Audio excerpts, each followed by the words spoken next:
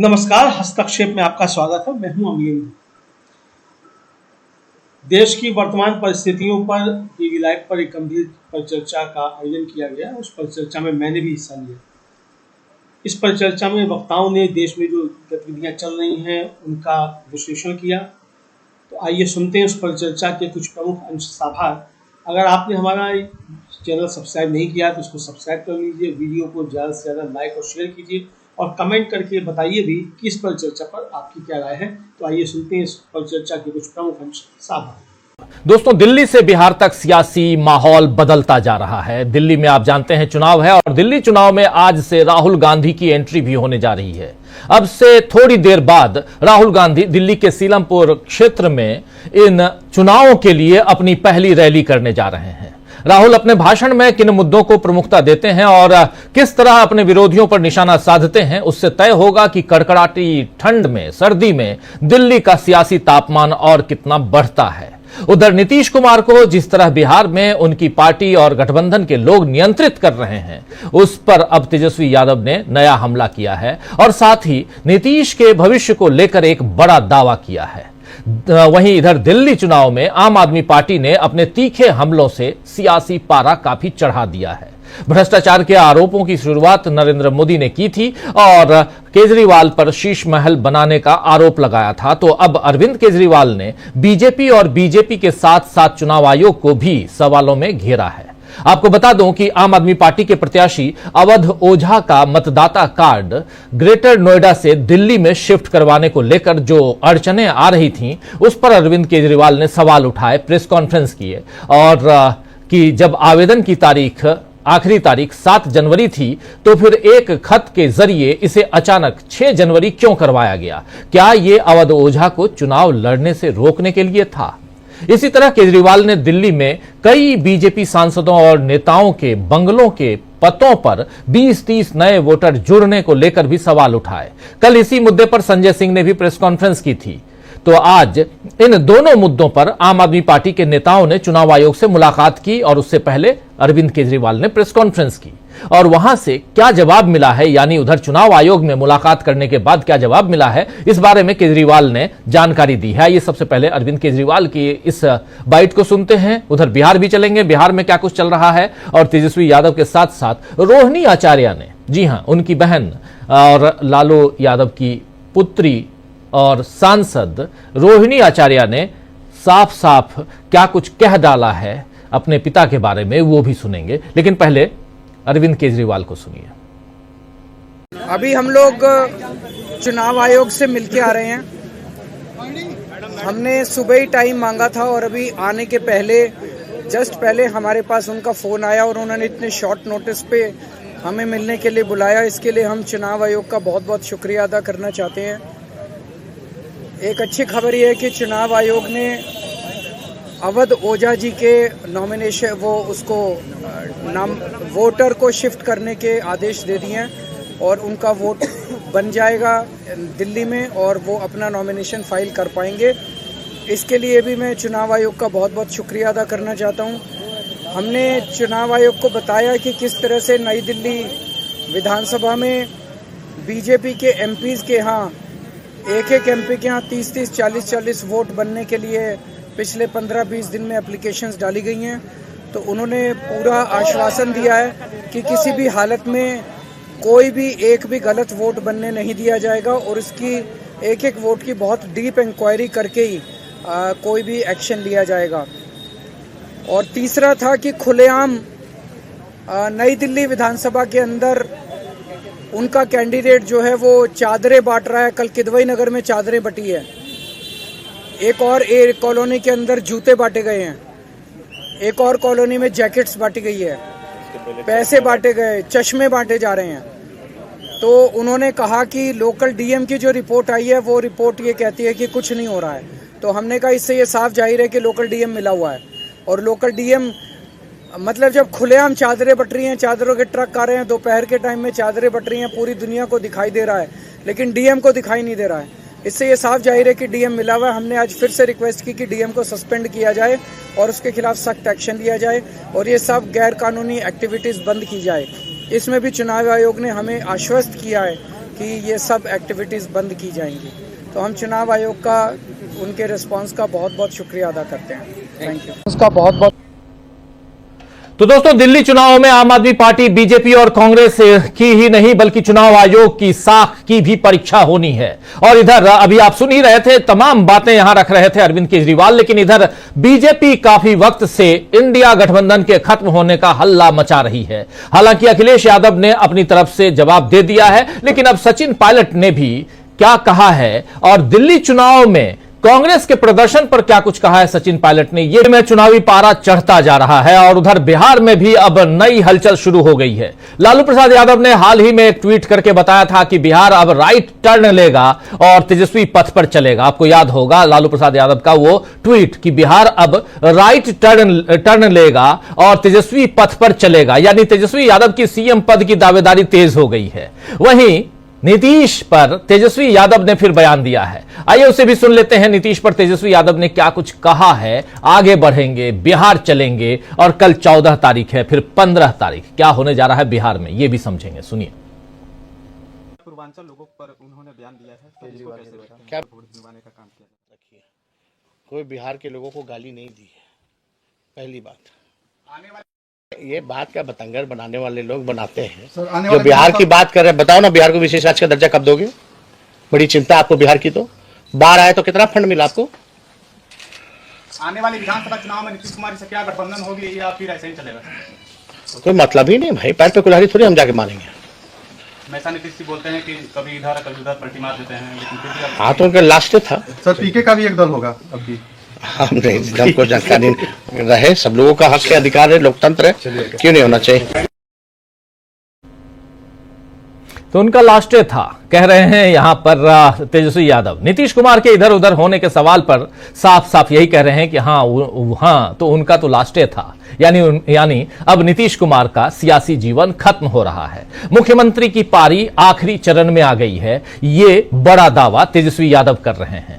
BJP भी नीतीश कुमार को CM का चेहरा नहीं मान रही है, केवल जेडीयू कह रही है कि 25 से 30 फिर से नीतीश। तो इसका मतलब है कि अब नीतीश कुमार को अपने सियासी भविष्य की चिंता करनी होगी, और क्या वो ऐसा कर पाएंगे, क्योंकि उनके इर्द गिर्द के लोग उन्हें बोलने नहीं देते हैं। इसका एक और वीडियो आज आरजेडी ने ट्विटर के जरिए जनता तक पहुंचाया है। आइए जरा उस वीडियो को देखिए, जिसमें आरजेडी का कहना है कि उनके इर्द गिर्द के लोग नीतीश बाबू को बोलने ही नहीं देते हैं। 20-30 मिनट सिर्फ बोलते हैं नीतीश बाबू, 20-30 सेकंड बोलते हैं कि उसके बाद वो उनको बाहर कर देते हैं। आखिर ऐसा क्यों कहा जा रहा है आरजेडी की तरफ से, लेकिन बहुत महत्वपूर्ण है। आइए जरा देख लेते हैं इस वीडियो को, और इस वीडियो को किसी और के वीडियो को शेयर किया है यहां पर तेजस्वी यादव की पार्टी, लालू प्रसाद यादव की पार्टी आरजेडी ने। देखिए इसे।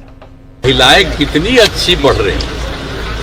पहले घर में रहते थे भैया ना, बाहर निकल आप लोगों को भी कहेंगे हम आप पैदा हुए कौन? माता ना पैदा की, माँ न की। तो सबको इन्हीं को पावर है, इसलिए जरा सबको बढ़ाइए। अब आप देखिए महिलाएं कितनी अच्छी बढ़ रही हैं। पहले घर में रहते थे भैया ना। तो लालू प्रसाद यादव और तेजस्वी यादव लगातार हमलावर हैं इधर नीतीश बाबू पे, और लालू प्रसाद यादव की बात न करें लेकिन तेजस्वी यादव की बात जरूर कर सकते हैं कि वो हमलावर हैं। और लेकिन इसी मसले पर इधर नीतीश बाबू बोलने जाते हैं कि उन्हें रोक दिया जाता है। ये बात कह रहे हैं तेजस्वी यादव। आरजेडी की तरफ से ये वीडियो जारी किया गया था, लेकिन एक चौंकाने वाली बात रोहिणी आचार्य कह रही हैं, तेजस्वी यादव की बहन। वो कह रही हैं कि पापा जो कहते हैं वो सच होता है। इनसे पूछा गया कि क्या नीतीश बाबू को जो लालू प्रसाद यादव ने निमंत्रण दिया है वो सही होगा, तो कह रही हैं कि पापा जो बोलते हैं वो सच होता है। तो जिस तरह से नीतीश कुमार को बोलने नहीं दिया जा रहा है उधर, और इधर पापा जो कहते हैं वो सच होता है कहा जा रहा है, इसके आगे बिहार की सत्ता में नीतीश बने रहेंगे या नहीं बने रहेंगे, ये भी अब सवाल उठने लगे हैं। तो दोस्तों बहुत कुछ है उधर बिहार से, और इन सब के बीच आप जानते हैं कि कल से बिहार में खिचड़ी का कार्यक्रम शुरू होने जा रहा है। और इधर अभी से थोड़ी देर बाद, आज जबकि लोहड़ी है, और लोहड़ी पर्व के मौके पर राहुल गांधी इस शाम के वक्त सीलमपुर में अपनी सभा का आगाज कर रहे हैं। क्या है उसके मायने, चलिए समझने की कोशिश करते हैं। इन सब के बीच क्या दिल्ली से बिहार तक बदल गया है सियासी माहौल, समझेंगे। हमारे साथ कुछ वरिष्ठ साथी जुड़े हुए, उन सबसे आपका पहले परिचय करवाता हूं, फिर आगे बढ़ते हैं। जरा स्क्रीन पर हमारे तमाम साथियों को ले आइए। देखिए, इस वक्त हमारे 5 वरिष्ठ साथी जुड़े हुए। डॉक्टर प्रकाश हिंदुस्तानी जी हैं, शकील अख्तर जी हैं, सुनील शुक्ला जी हैं, प्रशांत टंडन जी हैं और अमलेंदु उपाध्याय जी हैं। आप सभी का स्वागत इस्तकबाल है। स्वागत इस्तकबाल आप तमाम दोस्त साथी शुभचिंतक आप सबका, जो अब तक जुड़ चुके हैं उनका भी और जो जुड़ने वाले हैं उनका भी। सीधे आना चाहता हूं शकील जी आपके पास। शकील जी, बिहार चलेंगे लेकिन उनसे पहले जरा राहुल गांधी जी के बारे में आपसे बात करना चाहता हूं। आज लोहड़ी है, शाम का वक्त है, सब लोग उसमें मशगूल होते हैं त्योहार में। राहुल गांधी कहां अभी, और ठंड का मौसम है, ये कहां आज निकल गए? वो भी 7:30 बजे का, पहले 6 बजे का समय था, अब 7:30 बजे का समय। ये कांग्रेस में अंदर खाने चल क्या रहा है शकील जी? सीलमपुर में इतनी भीड़ है कि वहां पुलिस लोगों को रोक रही है। कांग्रेस के लोगों ने शिकायत की है कि लोगों को पहले अंदर आने दिया सभा स्थल पे, फिर उन्हें बाहर निकाला गया, और जब वो बाहर निकल गए तब उन्हें अंदर नहीं आने दिया जा रहा है। महिलाओं से कहा जा रहा है कि आपकी चेकिंग की हमारे पास कोई व्यवस्था नहीं है, इसलिए आप वहां नहीं जा सकते। इससे समझा जा सकता है कि राहुल की रैली से कितनी बेचैनी है बीजेपी के अंदर, क्योंकि जो पुलिस है वो केंद्र सरकार के पास, केंद्र सरकार ही पुलिस की व्यवस्था देखती है। और वहां पे जो है राहुल आज अपनी जो शुरुआत करेंगे दिल्ली के चुनाव की, इससे पहले कांग्रेस के सारे बड़े बड़े नेता यहाँ आ चुके हैं। हर राज्य के नेताओं को यहाँ कांग्रेस ला रही है और उनके जरिए कांग्रेस जो है यहाँ पे शीला दीक्षित की जो लेगेसी है, उनकी जो विरासत है, उसके आधार पे अब ये चुनाव लड़ने की तैयारी कर रही है। देखिए, ये पूरा चुनाव जो है कांग्रेस तो कर ही रही है कोशिश, बीजेपी और आम आदमी पार्टी भी, सब जो है शीला दीक्षित के कामों पर बात करने लगे हैं आज। क्यों? क्योंकि 1982 के बाद, 1982 में जब एशियाड गेम हुए थे और इंदिरा गांधी ने दिल्ली को पूरा बदल दिया था, उसके बाद अगर कोई काम हुआ है तो 1998 से, 1998 से जब शीला दीक्षित दिल्ली की मुख्यमंत्री बनी, उसके बाद 15 साल में दिल्ली एक बार फिर से बदल गई। देखिए, अब है क्या सबसे बड़ी समस्या कि केंद्र सरकार और केजरीवाल की सरकार, ये दोनों एक 10 साल से है और एक करीब 14 साल से। 13 में आ गए थे केजरीवाल यहाँ पे और अब ये 14 हो रहा है। उनकी सरकार को 11 साल हो गए, इनकी 10.5 साल हो गए। लेकिन दिल्ली के अंदर दोनों ने कोई काम नहीं किया। एक दूसरे पे आरोप लगाते हैं कि आप ये नहीं करते, आप वो नहीं करते जी। दिल्ली के अंदर स्थितियां लगातार बिगड़ती चली जा रही हैं। अभी जो है एयर पॉल्यूशन का एक सबसे बड़ा मुद्दा था, प्रधानमंत्री ने इस पे कोई ट्वीट नहीं किया, कोई मीटिंग नहीं ली। जो पर्यावरण मंत्री है, लोगों को उनका नाम भी नहीं मालूम, उन्होंने कोई पहल नहीं की। और अभी भी आज की तारीख में भी जो एयर पोल्यूशन है, वायु प्रदूषण है, उसकी स्थिति बहुत ही खराब है, वो सुधरने का नाम नहीं ले रही है। तो ये जो सारी स्थितियां हैं, उनके लिए कौन दोषी है? शायद नेहरू, शायद शीला दीक्षित। कौन दोषी है इनके लिए? भाई 10.5 साल हो गए, अब तो 10.5 साल से मोदी जी की सरकार और 11 साल से केजरीवाल जी की सरकार, लेकिन दोषी कौन? कांग्रेस। देखिए, पहले क्या होता था कि बीजेपी के मुख्यमंत्री थे, वहां 93 में विधानसभा का दर्जा मिला था दिल्ली को और मदन लाल खुराना थे, और 1, 2, 3 लगातार बीजेपी मुख्यमंत्री बनाती रही। अपने ही मुख्यमंत्रियों पे उसको भरोसा नहीं था। मदन लाल खुराना, साहिब सिंह वर्मा और सुषमा स्वराज। उस वक्त 93 में प्रधानमंत्री थे कांग्रेस के नरसिम्हा राव, पूरा सहयोग करते थे, ये सरकार नहीं चला पाते थे। 98 में, 98 में शीला जी बन गई। जब शीला जी बन गई, उसके थोड़े दिन बाद ही वह वाजपेयी जी प्रधानमंत्री बन गए। मगर शीला जी ने अपना कोई काम नहीं रोका, वो लगातार काम करती रही, और उसी की वजह से आज ये पूरा का पूरा चुनाव जो है वो शीला दीक्षित के कामों पर केंद्रित हो गया है। और इसी का असर ये है कि जब संदीप दीक्षित चुनाव मैदान में आए थे तो उनको बहुत सीरियसली नहीं लिया जा रहा था, क्योंकि उनकी इमेज एक भले आदमी की तो थी, मगर एक चुनाव लड़ने वाले जैसे डेशिंग जिसे कहते हैं, आजकल माना जाता है कि चुनाव लड़ने वाला बंदा अलग से दिखता है, तेज तर्रार होता है, वो छवि उन्होंने न कभी बनाई न उनकी दिखती थी। मगर आज उनकी मेहनत से नई दिल्ली विधानसभा क्षेत्र में चाहे वो प्रवेश वर्मा हो बीजेपी के और चाहे अरविंद केजरीवाल हो पूर्व मुख्यमंत्री, दोनों परेशान हैं। क्यों जी? क्योंकि शीला दीक्षित के काम उनके साथ में आ गए हैं, संदीप दीक्षित के, और संदीप दीक्षित मेहनत भी बहुत अच्छी कर रहे हैं। देखिए एक बात है कि जैसा कि हमने बताया, इस सब तरफ से कहा जा रहा था कि संदीप दीक्षित की को शीला जी लाई हैं और शीला जी के बेटे हैं, इसलिए एक बार लोकसभा जीत गए थे और वो राजनीति में इंटरेस्ट नहीं लेते हैं। लेकिन अब ये बात सब कहने लगे हैं कि दिल्ली में अरविंद केजरीवाल के खिलाफ अगर कांग्रेस के पास सबसे अच्छा कोई उम्मीदवार था तो संदीप दीक्षित था, और संदीप दीक्षित ने इसको साबित किया है। अब राहुल गांधी जो है, राहुल गांधी के आने से क्या फर्क पड़ेगा? राहुल गांधी के आने से सबसे बड़ा फर्क पड़ेगा कांग्रेस के वर्कर्स का और कांग्रेस के नेताओं का मनोबल एकदम से बढ़ जाएगा। ये कांग्रेस के पास संगठन की तो कमी है, सबको मालूम है, तो इसलिए उसको एक हवा की जरूरत है। तो वो हवा जो है आज राहुल गांधी यहाँ पे किस तरह बनाते हैं ये देखना दिलचस्प होगा। थोड़ा रैली लेट होती चली जा रही है, ये बात सही है, लोहड़ी की वजह से, क्योंकि लोहड़ी है, सब लोग अपने त्योहार में है, मगर वहां भीड़ की कोई कमी नहीं थी। लेकिन ये बताइए शकील जी, हालांकि आप कांग्रेस के आदमी नहीं हैं, आप हमारे आदमी हैं, मतलब आप पत्रकार हैं लेकिन ये जरूर बताइए कि आखिर आज के, और वो भी शाम के वक्त, लोहड़ी का त्योहार, और दिल्ली जैसा राज्य जहां लोहड़ी के त्योहार मनाने वाले लोगों की संख्या ज्यादा है, उसमें राहुल गांधी की सभा 6 बजे, फिर 7 बजे, फिर 7:30 बजे, जो भी टाइम आगे बढ़ रहा है, ये करवाने का मतलब क्या है? मुझे समझ में नहीं आया, इसलिए मैं कह रहा हूं, इसलिए पूछ रहा हूं मैं आपसे। आप भी कांग्रेस के लोगों को बहुत नजदीक से जानते हैं, उस लिहाज से भी ये कार्यक्रम कल कर सकते थे, जो बीता हुआ कल है रविवार का दिन, ये कार्यक्रम आज दिन में कर सकते थे राहुल गांधी, लेकिन ये शाम के वक्त, वो भी 7:30 बजे का क्या मतलब है? और हम लोग भी अभी कार्यक्रम कर रहे हैं, अगर दिन में राहुल गांधी का भाषण होता तो अभी उनके भाषण पे चर्चा हम करते, और वो जो जय बापू, जय भीम, जय संविधान का जो नारा, और उसके साथ जो आज से इसका आगाज कर रहे हैं इस चुनाव में राहुल गांधी रैली का, कम से कम उस पर भी चर्चा होती। लेकिन आखिर कौन ये देता है, कौन सलाह देता है, किस ढंग की बातें, जरा आपसे समझना चाहता था, इसलिए मैं पूछ रहा हूं।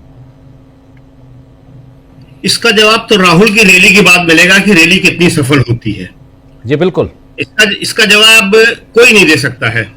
इसका जवाब राहुल की रैली देगी कि वो रैली कितनी सफल होती है, कितना लोग वहां पे इकट्ठा होता है, राहुल का मैसेज किस तरह लोगों में पहुंचता है, ये इससे तय होगा।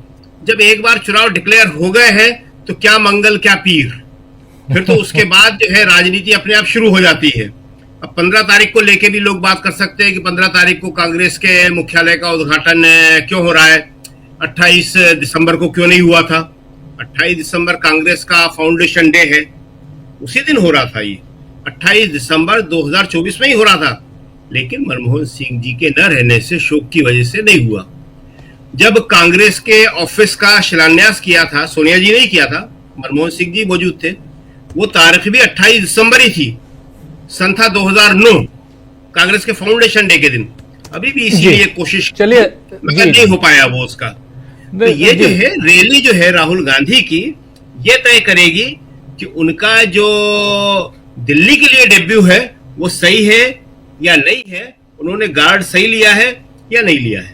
जी बिल्कुल बिल्कुल, यही समझना था कि आखिर दिल्ली के चुनाव में आज राहुल गांधी का आगाज होने जा रहा है। अभी से थोड़ी देर बाद इंतजार है हम लोगों को भी, 7:22 का वक्त इस वक्त, और जो समय दिया गया है 7:30 का दिया गया है। देखते हैं कब उनकी रैली की शुरुआत होती है। लेकिन बकौल हमारे साथी शकील अख्तर जी कह रहे हैं कि काफी जबरदस्त भीड़ है वहां पे सीलमपुर में। लेकिन दूसरी तरफ रैली की, हालांकि मुझे यह बताया जा रहा है कि रैली की शुरुआत हो चुकी है, राहुल गांधी अभी नहीं पहुंचे हैं, उनके पहुंचने का इंतजार हो रहा है।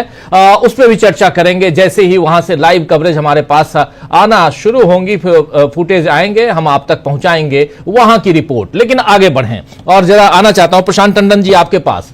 रोहिणी आचार्य को आपने सुन लिया, कह रही हैं कि पापा जो कहते हैं सही कहते हैं, और आप इधर तेजस्वी यादव को भी सुन लिए, कह रहे हैं कि ये लास्ट डे है, यानी उनका कार्यकाल मुख्यमंत्री के रूप में यहां नीतीश बाबू जो हैं वो आखिरी चरण में हैं और हमलावर हैं वो। जरा बिहार चलें और फिर इधर आएंगे, हम दिल्ली भी आएंगे और राहुल गांधी की तरफ भी चलेंगे।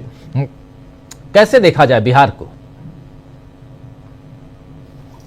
देखिए राजीव जी, बिहार से जो खबर आएगी वो कल परसों जब वो जाएंगे, दोनों मिलेंगे, लालू प्रसाद यादव नीतीश कुमार, उसके बाद से वो क्या बात करते हैं तब कुछ मालूम पड़ेगा कि हलचल क्या है। लेकिन एक जो प्रस्तावित एक यात्रा थी एनडीए के पार्टनर्स के साथ, वो तो होती हुई नहीं दिखाई दे रही है अभी नीतीश कुमार के साथ।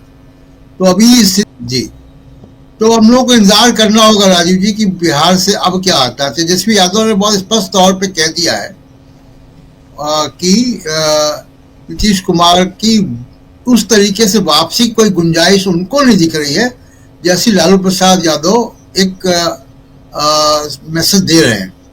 लेकिन अब क्योंकि लालू प्रसाद यादव सबसे प्रभावी नेता हैं, सबसे बड़े नेता हैं बिहार में इंडिया गठबंधन के कैंप में, तो उनका जो कदम होगा, उनका जो कहना होगा वो महत्वपूर्ण होगा।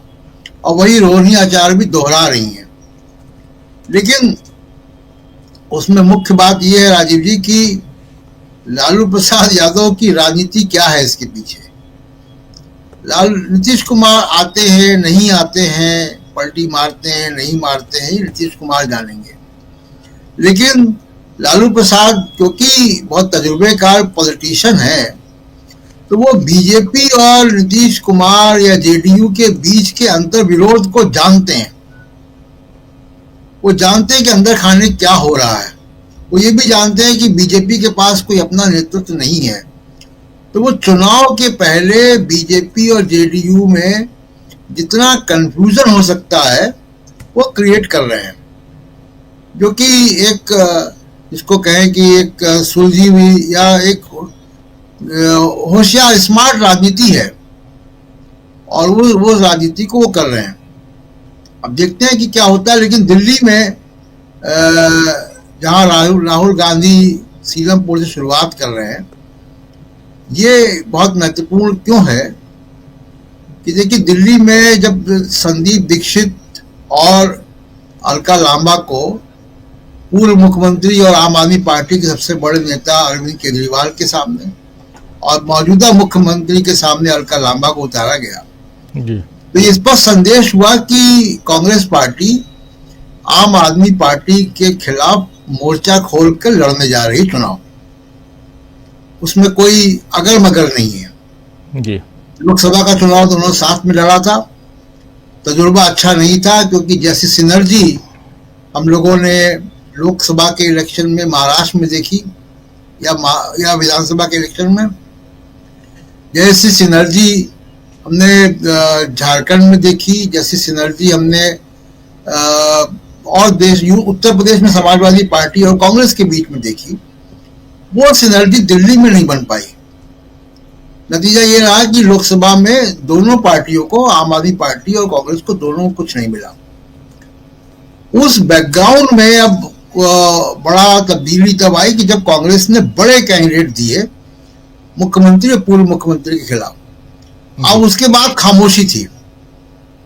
संदीप दीक्षित जरूर अपना प्रचार कर रहे थे, लेकिन बाकी खामोशी थी।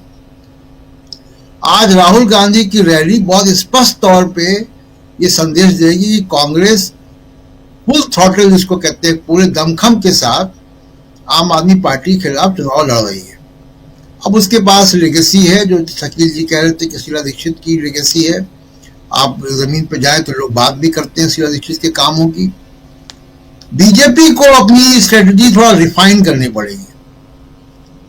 मुझे ऐसा लगता है कि जो मैं लोगों से बात करता हूं, जो बात समझ में आ रही है कि बीजेपी ने जो करप्शन का चार्ज खोला है अरविंद केजरीवाल के खिलाफ, वो ग्राउंड पे काम नहीं कर रहा है। भ्रष्टाचार का आरोप अरविंद केजरीवाल पे चिपक नहीं रहा है। चिपकेगा तो शायद वहां पे जहां पे अपार्टमेंट और कोठियों के इलाके हैं, वो मतदाता काफी कुछ उसमें बीजेपी का मतदाता पहले से है वहां पे। लेकिन जहां पे अरविंद केजरीवाल की या कांग्रेस की मेन टक्कर है, दिल्ली की झुग्गी बस्तियों में और अनऑथराइज कॉलोनीज में, वहां पे ये आरोप चिपकता नजर नहीं आ रहा है, बल्कि वहां उल्टा है। वहां पे लोग ये कहते हैं कि एलजी ने या दिल्ली या मोदी सरकार ने काम नहीं करने दिया। तो ये बीजेपी को अपनी स्ट्रेटजी, थोड़ा सा गलत स्ट्रेटजी उनकी हो गई है कि अरविंद केजरीवाल के खिलाफ उन्होंने भ्रष्टाचार का मुद्दा खोला है, क्योंकि ये भी जेल में गए, अरविंद केजरीवाल भी, सिसोदिया भी जेल में गए, संजय सिंह भी जेल में गए, सत्येंद्र जैन भी जेल में गए। उसका सिंपैथी है लोगों में, उसकी बात हो रही है। लेकिन अरविंद केजरीवाल के खिलाफ जो बहुत सारी बातें हैं वो जो खोल सकते हैं बीजेपी, वो शायद वहां जाना नहीं चाहते। वो हिंदू मुसलमान करके या भ्रष्टाचार के फ्लिमजी आरोप लगा के वो चुनाव को अपनी तरफ करना चाहते हैं, जो मुझे लगता है कि काम नहीं आएगा, ऐसा लगता है। कांग्रेस के लिए एक लर्निंग ये है कि कांग्रेस ने या शीला दीक्षित ने जो आखिरी चुनाव जीता था, वो एक झटके में उन्होंने 1600 जो अनऑथराइज कॉलोनीज थी, उनमें से 1200 से ऊपर रेगुलाइज कर दिया था। यहाँ पे 30% आबादी राजीव जी रहती है, झुग्गियों में 10%, ये 40% दिल्ली यहाँ रहती है, और इसीलिए राहुल गांधी सीलमपुर में है। ये भी वही इलाका है जी। और कांग्रेस का एक जमाने में स्ट्रॉन्ग सपोर्ट बेस वहीं से आता था। HKL भगत तो उसके करता धरता थे इन इलाकों के। तो कांग्रेस का ये जो मूव है सीलमपुर से करने का और राहुल गांधी का, ये बहुत स्पष्ट संदेश देगा कि कांग्रेस दमखम के साथ आम आदमी पार्टी के खिलाफ चुनाव लड़ रही है। जी, एक स्पष्ट, एक साफ संकेत है कि कांग्रेस पार्टी आम आदमी पार्टी के खिलाफ दमखम के साथ चुनाव लड़ रही है।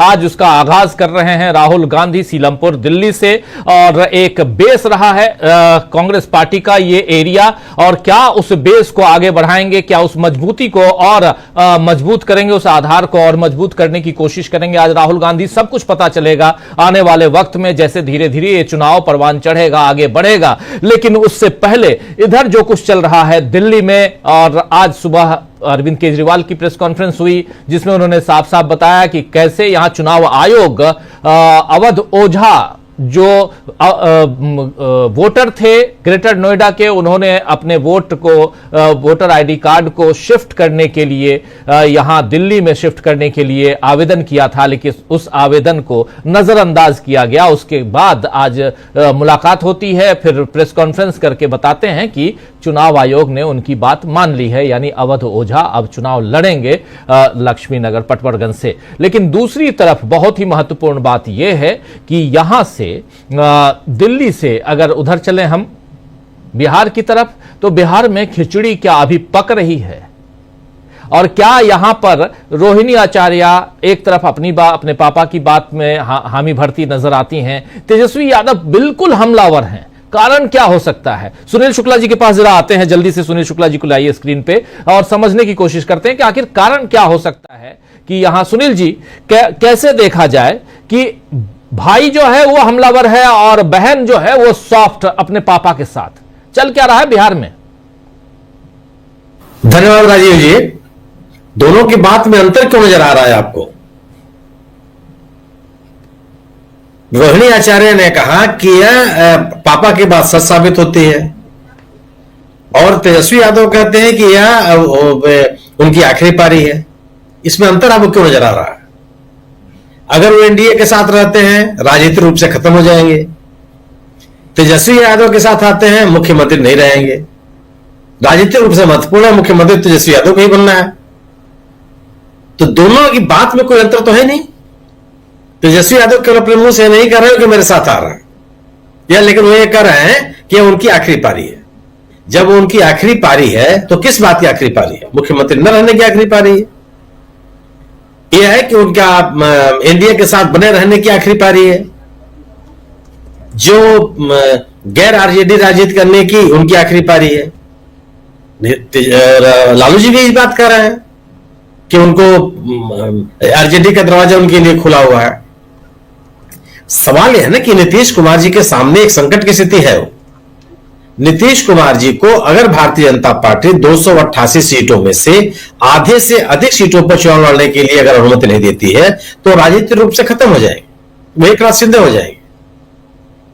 और भारतीय जनता पार्टी अगर अपनी सरकार बनाना चाहती है बिहार में, जो वो घोषित कर चुकी है, अगर जेपी नड्डा साहब से शुरू की, जेपी नड्डा साहब ने इसी बिहार में कहा था कि आने वाले दिनों में क्षेत्रीय दल नहीं रहेंगे।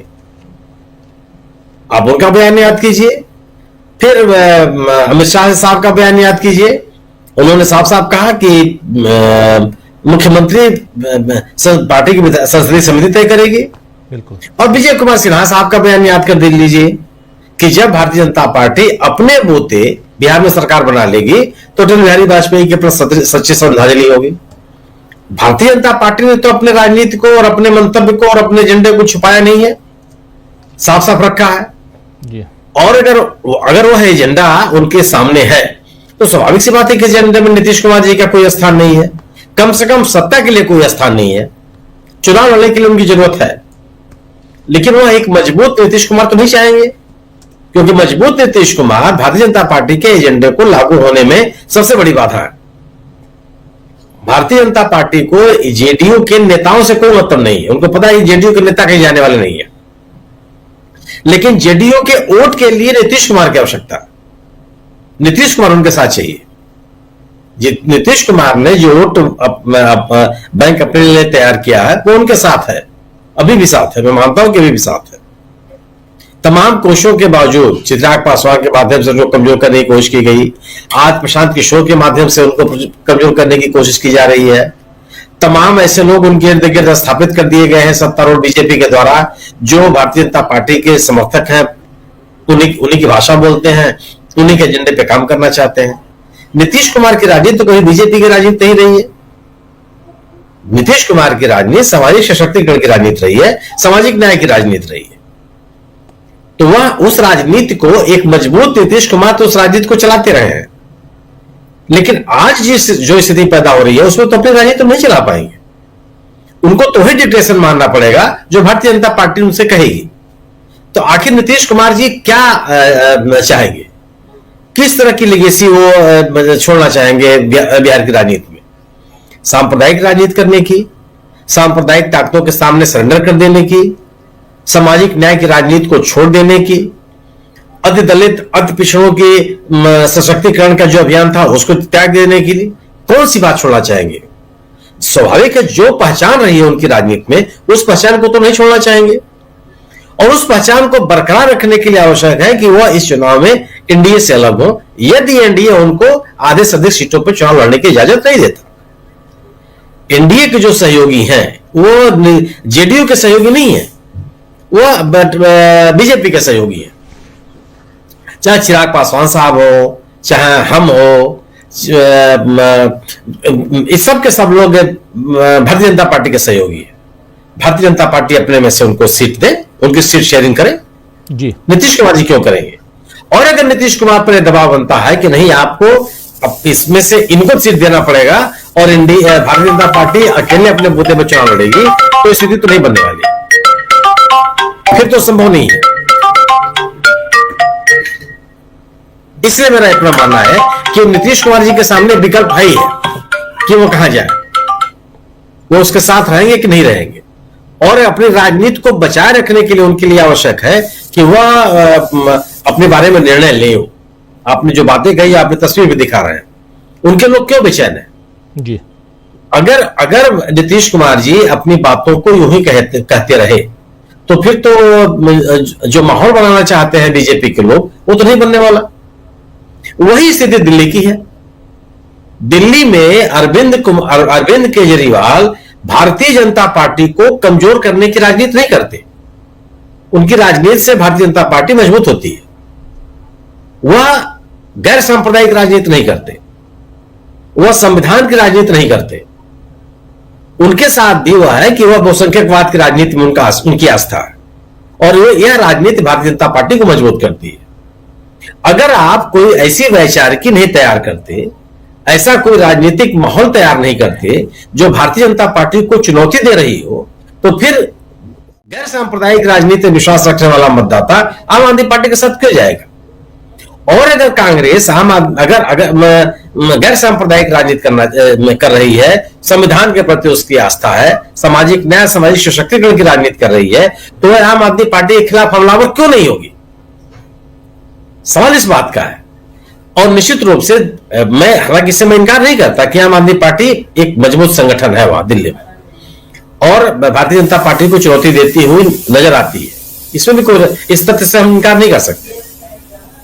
लेकिन यह भी तथ्य है कि आप इस तात्कालिक लाभ के लिए कि बीजेपी और आम आदमी पार्टी, बीजेपी को आम आदमी पार्टी पराजित कर सकती है, आप बीजेपी की राजनीति से, आप आम आदमी पार्टी की राजनीति से सहमत हो जाए। आम आदमी पार्टी की राजनीति से सहमत होना भारतीय जनता पार्टी को कमजोर करने की राजनीति को कमजोर करना है। ये स्थिति दिल्ली में बनती है, इसलिए ये कांग्रेस के ऊपर एक बड़ी जिम्मेदारी है। और लोगों ने भी अपनी इच्छा जाहिर की एमसीडी के चुनाव में। हाल के दिनों में एमसीडी का चुनाव हुआ, लोकसभा के चुनाव के बाद एमसीडी का चुनाव हुआ।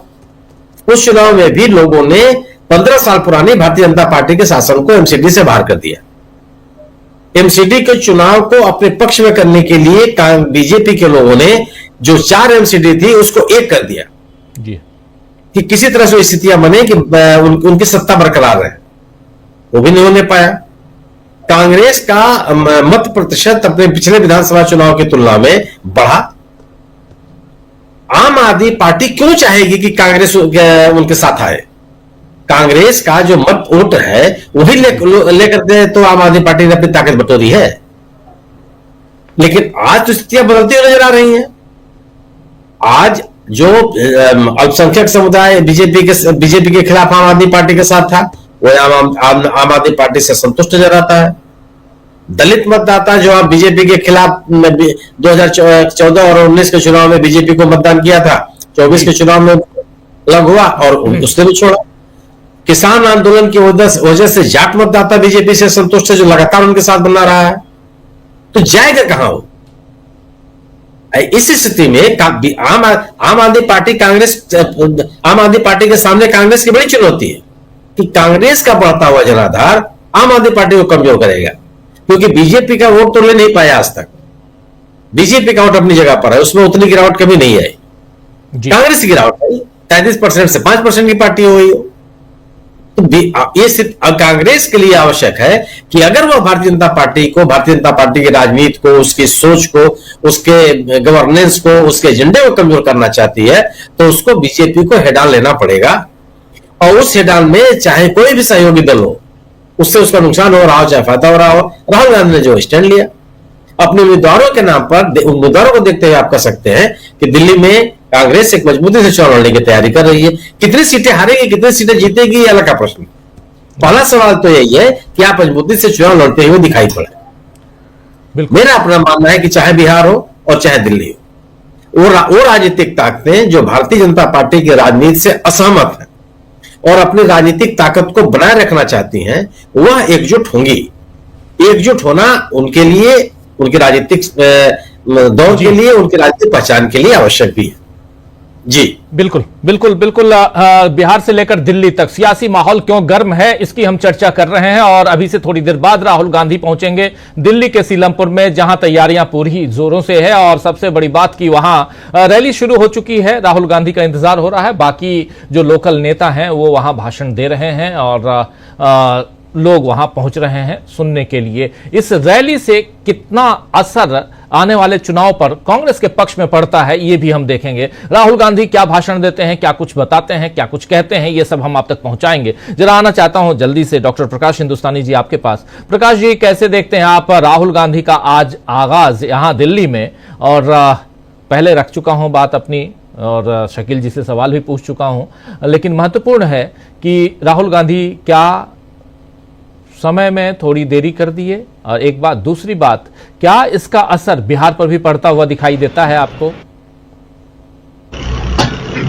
राजीव जी, राहुल गांधी की सक्रियता का फायदा कांग्रेस को पूरे देश में मिलेगा, इसमें कोई दो मत नहीं।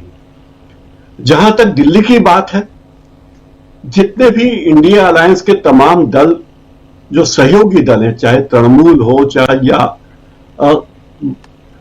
महायुति के लोग हों, या महाराष्ट्र का मामला हो, बंगाल का मामला हो, अखिलेश यादव का मामला हो, सभी दल जो छोटे दल हैं वही चाहते हैं कि बड़ा भाई कांग्रेस पार्टी है, सबसे ज्यादा वोटों का प्रतिशत उसे मिला है, वही बलिदान करता रहे और हम अपनी मनमानी करते रहे। आम आदमी पार्टी जब दिल्ली में आई तो कांग्रेस की सरकार को रिप्लेस करके आई, और अब अरविंद केजरीवाल जब आम आदमी पार्टी के नेता के रूप में वो इंडिया अलायंस में आते हैं तो तब उन्हें कांग्रेस की और इंडिया अलायंस की याद आती है जब उन पर ईडी का, इनकम टैक्स का डंडा पड़ता है, वरना उन्हें इंडिया अलायंस की याद नहीं आती। वे कांग्रेस के खिलाफ खुलकर बोलते हैं और जैसे ही जब चुनाव आता है तो वे सहयोगी इंडिया अलायंस के दूसरे दलों के नेताओं को संदेश भेजते कि भाई कांग्रेस को रोकिए, दिल्ली में कांग्रेस को रोकिए वरना बीजेपी आ जाएगी। तो बीजेपी को भेड़िया आया बता के अरविंद केजरीवाल जो राजनीति कर रहे हैं वो बात कितने दिन तक चलनी थी। दिल्ली कांग्रेस का गढ़ रहा है, लगातार 15 साल तक शीला दीक्षित मुख्यमंत्री रही हैं। दिल्ली में हुए बदलाव, दिल्ली के विकास कार्यों में शीला दीक्षित का योगदान बहुत बेशकीमती है। कोई कह नहीं सकता कि उनके कारण दिल्ली का पूरा रूप बदला, और यही बीजेपी शीला दीक्षित को, कांग्रेस को बदनाम कर करके उसके साथ, बीजेपी के साथ आरएसएस के लोग थे और अरविंद केजरीवाल थे। तो जो अरविंद केजरीवाल ने झूठ की बुनियाद रखी थी कांग्रेस को बदनाम करने के लिए, वो मुझे लगता है कि अब वो बेनकाब हुई है, और इसीलिए अरविंद केजरीवाल को डर लग रहा है कि हमारा क्या होगा अगर कांग्रेस सक्रिय। अब अखिलेश यादव को लगता है कि उत्तर प्रदेश में अगर उपचुनाव होते हैं तो वहां कांग्रेस खड़ी ना हो, हम खड़े हों। महाराष्ट्र में यही बात अपेक्षा देती है इंडिया अलायंस के दलों की। बंगाल में ममता बनर्जी अवसर देख के बात करती हैं, कब उन्हें कांग्रेस के साथ आना है, कब नहीं आना है, कब राहुल गांधी की जय जयकार करनी है, कब राहुल गांधी के बारे में अच्छा नहीं बोलना है। तो ये सारी बातें आखिर कब तक चलेंगी और कब तक कांग्रेस ये सहन करेगी। मुझे लगता है कि कांग्रेस इंडिया अलायंस का एक ऐसा घटक है जो सबसे बड़ा घटक है और सबसे ज्यादा बलिदान वही दे रहा है, उसके अलावा कोई बलिदान दे नहीं रहा। अगर दिल्ली में कांग्रेस खुलकर आती है, एक तो बात है कि कांग्रेस की सीटें अभी, वोट प्रतिशत कितना भी हो, कांग्रेस की सीटें अभी नहीं है। कांग्रेस सीटें जीतती है चुनाव में, वोट प्रतिशत से ज्यादा सीटें महत्व रखती है। कांग्रेस को सीटें जीतना जरूरी है, अच्छा शानदार अपना रिकॉर्ड बनाना है विधानसभा में, यह लक्ष्य कांग्रेस का है। और यही बात अरविंद केजरीवाल को परेशान कर रही है। अरविंद केजरीवाल को लगता है कि अब हमारा क्या होगा। दूसरी बात है कि बीजेपी का खौफ अरविंद केजरीवाल को है और राहुल गांधी का है। अब वो राहुल गांधी से खुलकर कह भी नहीं सकते, सह भी नहीं सकते और कह भी नहीं सकते वाली स्थिति हो गई है अरविंद केजरीवाल की। तो आम आदमी पार्टी के बारे में एक और बात, राहुल गांधी जय भीम जय संविधान की बात करेंगे, अरविंद केजरीवाल भी अंबेडकर की तस्वीर लेकर ही राजनीति में आए हैं, भगत सिंह और अंबेडकर की। अब उन्होंने गांधी जी की तस्वीर भी जोड़ी है। तो जाहिर है परेशानी की बात यही है कि धर्मनिरपेक्षता की जो बात कांग्रेस करती आई है और धर्मनिरपेक्षता पर पालन करती रही है, उसी पर आम आदमी पार्टी आई है। तो आम आदमी पार्टी को लगता है कि हमारा जो वोट बैंक है, जो हमने अलग अलग तरीकों से हथियाया है, वो हमसे चला जाएगा। हर जगह, हर राज्य में जहां जहां आम आदमी पार्टी आई है, वो कांग्रेस को धोखा देकर, कांग्रेस को पीछे रख के इंडिया अलायंस के साथ, गद्दारी शब्दों में नहीं कहूंगा लेकिन जरूर कहूंगा कि इंडिया अलायंस के लोगों के साथ न जाकर उसने अपनी अलग जगह बनाने की कोशिश की है। जब आप एक अलायंस में है तो उनको अलायंस के नियम कानून का पालन करना चाहिए, एक दूसरे के लिए जगह देनी चाहिए, स्पेस देना चाहिए, वो उन्होंने नहीं दिया। अब मुझे लगता है कि कांग्रेस की सक्रियता बहुत महत्वपूर्ण है। और जहां से आज राहुल गांधी आगाज कर रहे हैं, ये वो सीट है जो कभी कांग्रेस का मुख्य गढ़ हुआ करता था। वहां आंबेडकरवादी लोगों की संख्या है, वहां अल्पसंख्यकों की संख्या है, वहां संविधान की बात कहने का फर्क पड़ेगा। और यही बात मुझे लगती है कि बीजेपी को जितनी परेशान कर रही है, अरविंद केजरीवाल को भी परेशान कर रही है। और ये वो सीट है जो कांग्रेस जीत सकती है और शुरुआत बड़ी रणनीतिक तरीके से की है, कांग्रेस के दिग्गज नेताओं ने रणनीति बनाई है और वो बहुत जबरदस्त रणनीति बनाई है। राजीव जी अभी नहीं जी, हम यहां चर्चा कर रहे हैं यहां दिल्ली में राहुल गांधी के आज से जो चुनावी आगाज वो कर रहे हैं उसका कितना असर पड़ेगा इसकी भी और चर्चा कर रहे हैं। उधर नीतीश कुमार की भी, और आने वाले समय में नीतीश कुमार, जैसे प्रशांत टंडन जी कह रहे थे कि पलटी मारे या ना मारे, लेकिन इतना जरूर है कि लालू प्रसाद यादव का जो बयान है वो नीतीश बाबू और उधर बीजेपी के अंदर खाने खलबली जरूर मचा दिया है उनका बयान, उस पर भी आएंगे। पहले लेकिन अमलेंदु उपाध्याय जी क्या कहेंगे आप इधर दिल्ली से लेकर बिहार तक, खासकर दिल्ली? देखिए, दिल्ली में लोहड़ी जलने के बाद राहुल गांधी की मतलब भाषण होगा और इसी से आप समझ लीजिए कि कल जो है वो सूर्य बदल रहा है। तो कांग्रेस ने तैयारी जो है अपनी कर ली है। शुभ घड़ी देख के कांग्रेस ने भी अपना काम शुरू कर दिया है।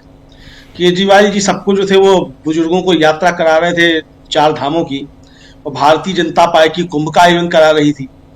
इसके बीच में जो एक नया कुंभ आ गया है, तो राहुल गांधी ने वो नया कुंभ तैयार कर दिया है। जय बापू जय संविधान कह करके ये नया कुंभ राहुल गांधी ने तैयार कर दिया है।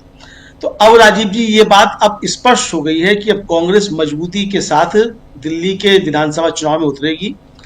भारतीय जनता पार्टी अब पीछे हटती चली जाएगी और लड़ाई आम आदमी पार्टी और कांग्रेस के बीच होती चली जाएगी। और आज के बाद राजीव जी कल से चुनाव खुलना पूरी तरीके से दिल्ली का शुरू हो जाएगा और ये बिल्कुल साफ तौर पर नजर आ रहा है। भारतीय जनता पार्टी पीछे क्यों होती चली जाएगी, उसके बहुत से कारण है राजीव जी। एक तो भारतीय जनता पार्टी के पास चेहरे के नाम पे कोई व्यक्ति नहीं है जिसको भारतीय जनता पार्टी पेश कर सके। अरविंद केजरीवाल अगर सवाल पूछ रहे हैं कि भारतीय जनता पार्टी अपना मुख्यमंत्री का चेहरा बताए और बताए कि क्या मुख्यमंत्री का चेहरा उनका रामवीर सिंह बिधूड़ी होंगे या प्रवेश साहिब सिंह वर्मा होंगे, इनमें से कौन होगा, तो भारतीय जनता पार्टी को खुलकर बता देना चाहिए कि कौन होगा उनका चेहरा, लेकिन बता नहीं पा रही है। इसी तरीके से राजीव जी कांग्रेस ने जब अलका लांबा और संदीप दीक्षित के नामों की घोषणा की, उसी दिन ये समझ में आ गया था कि अब कांग्रेस मजबूती के साथ चुनाव लड़ेगी और अरविंद केजरीवाल के खिलाफ और आतिशी के खिलाफ मजबूत प्रत्याशी उतारने का सीधा सीधा संकेत यही था कि दोस्ताना फाइट होगी, दोस्ताना संबंध भी रहेंगे, लेकिन चुनाव की तरीके से लड़ा जाएगा और गंभीरता के साथ चुनाव लड़ा जाएगा। इसका संकेत कांग्रेस ने दे दिया था। उधर राजीव जी जो कह रहे हैं तेजस्वी यादव की ये उनका आखिरी ही है, तो सही तो कह रहे हैं। नीतीश कुमार भी कह चुके हैं कि आखिरी ही है, अब कहीं नहीं जाएंगे। तो अब तेजस्वी कह रहे हैं कि हाँ आप कहीं नहीं जाएंगे, मतलब जब आ जाएंगे इधर तो कहीं नहीं जाएंगे उसके बाद फिर। तो तेजस्वी का भी कहने का मतलब यही है कि आखिरी ही है, मतलब अब जब पलटी मारेंगे तो ये आखिरी पलटी नीतीश कुमार की होगी और फिर उसके बाद नीतीश कुमार कहीं नहीं जाएंगे, इधर ही रहेंगे। तो ये कहना मुझे लगता है कि तेजस्वी यादव का है और इशारों में तेजस्वी यादव ने कह दिया, जैसा कि मीसा भारती कह रही थी कि वो दोनों मित्र हैं लालू प्रसाद यादव और नीतीश कुमार, और इशारों में बात करते हैं। तो शायद अपने पिता से इशारों में बात करने का कुछ हुनर जो है वो तेजस्वी यादव ने भी सीख लिया और इशारों में कह दिया कि हाँ अब जब नीतीश कुमार पलटी मारेंगे तो ये आखिरी होगा। और इसके साथ साथ राजीव जी लगातार जिस तरीके से नीतीश कुमार को ये साबित करने की कोशिश कर रहे तेजस्वी यादव लगातार कि उनको कैद कर लिया गया है, उनके मंत्री जो हैं भारतीय जनता पार्टी के उप मुख्यमंत्री जो हैं वो उनको कैद किए हुए हैं, उनको बोलने नहीं देते हैं, उनको नियंत्रित कर रहे हैं। राहुल गांधी का भाषण शुरू होता है उससे पहले शकील जी क्या दिखाई दे रहा है आपको, क्या खबरें हैं?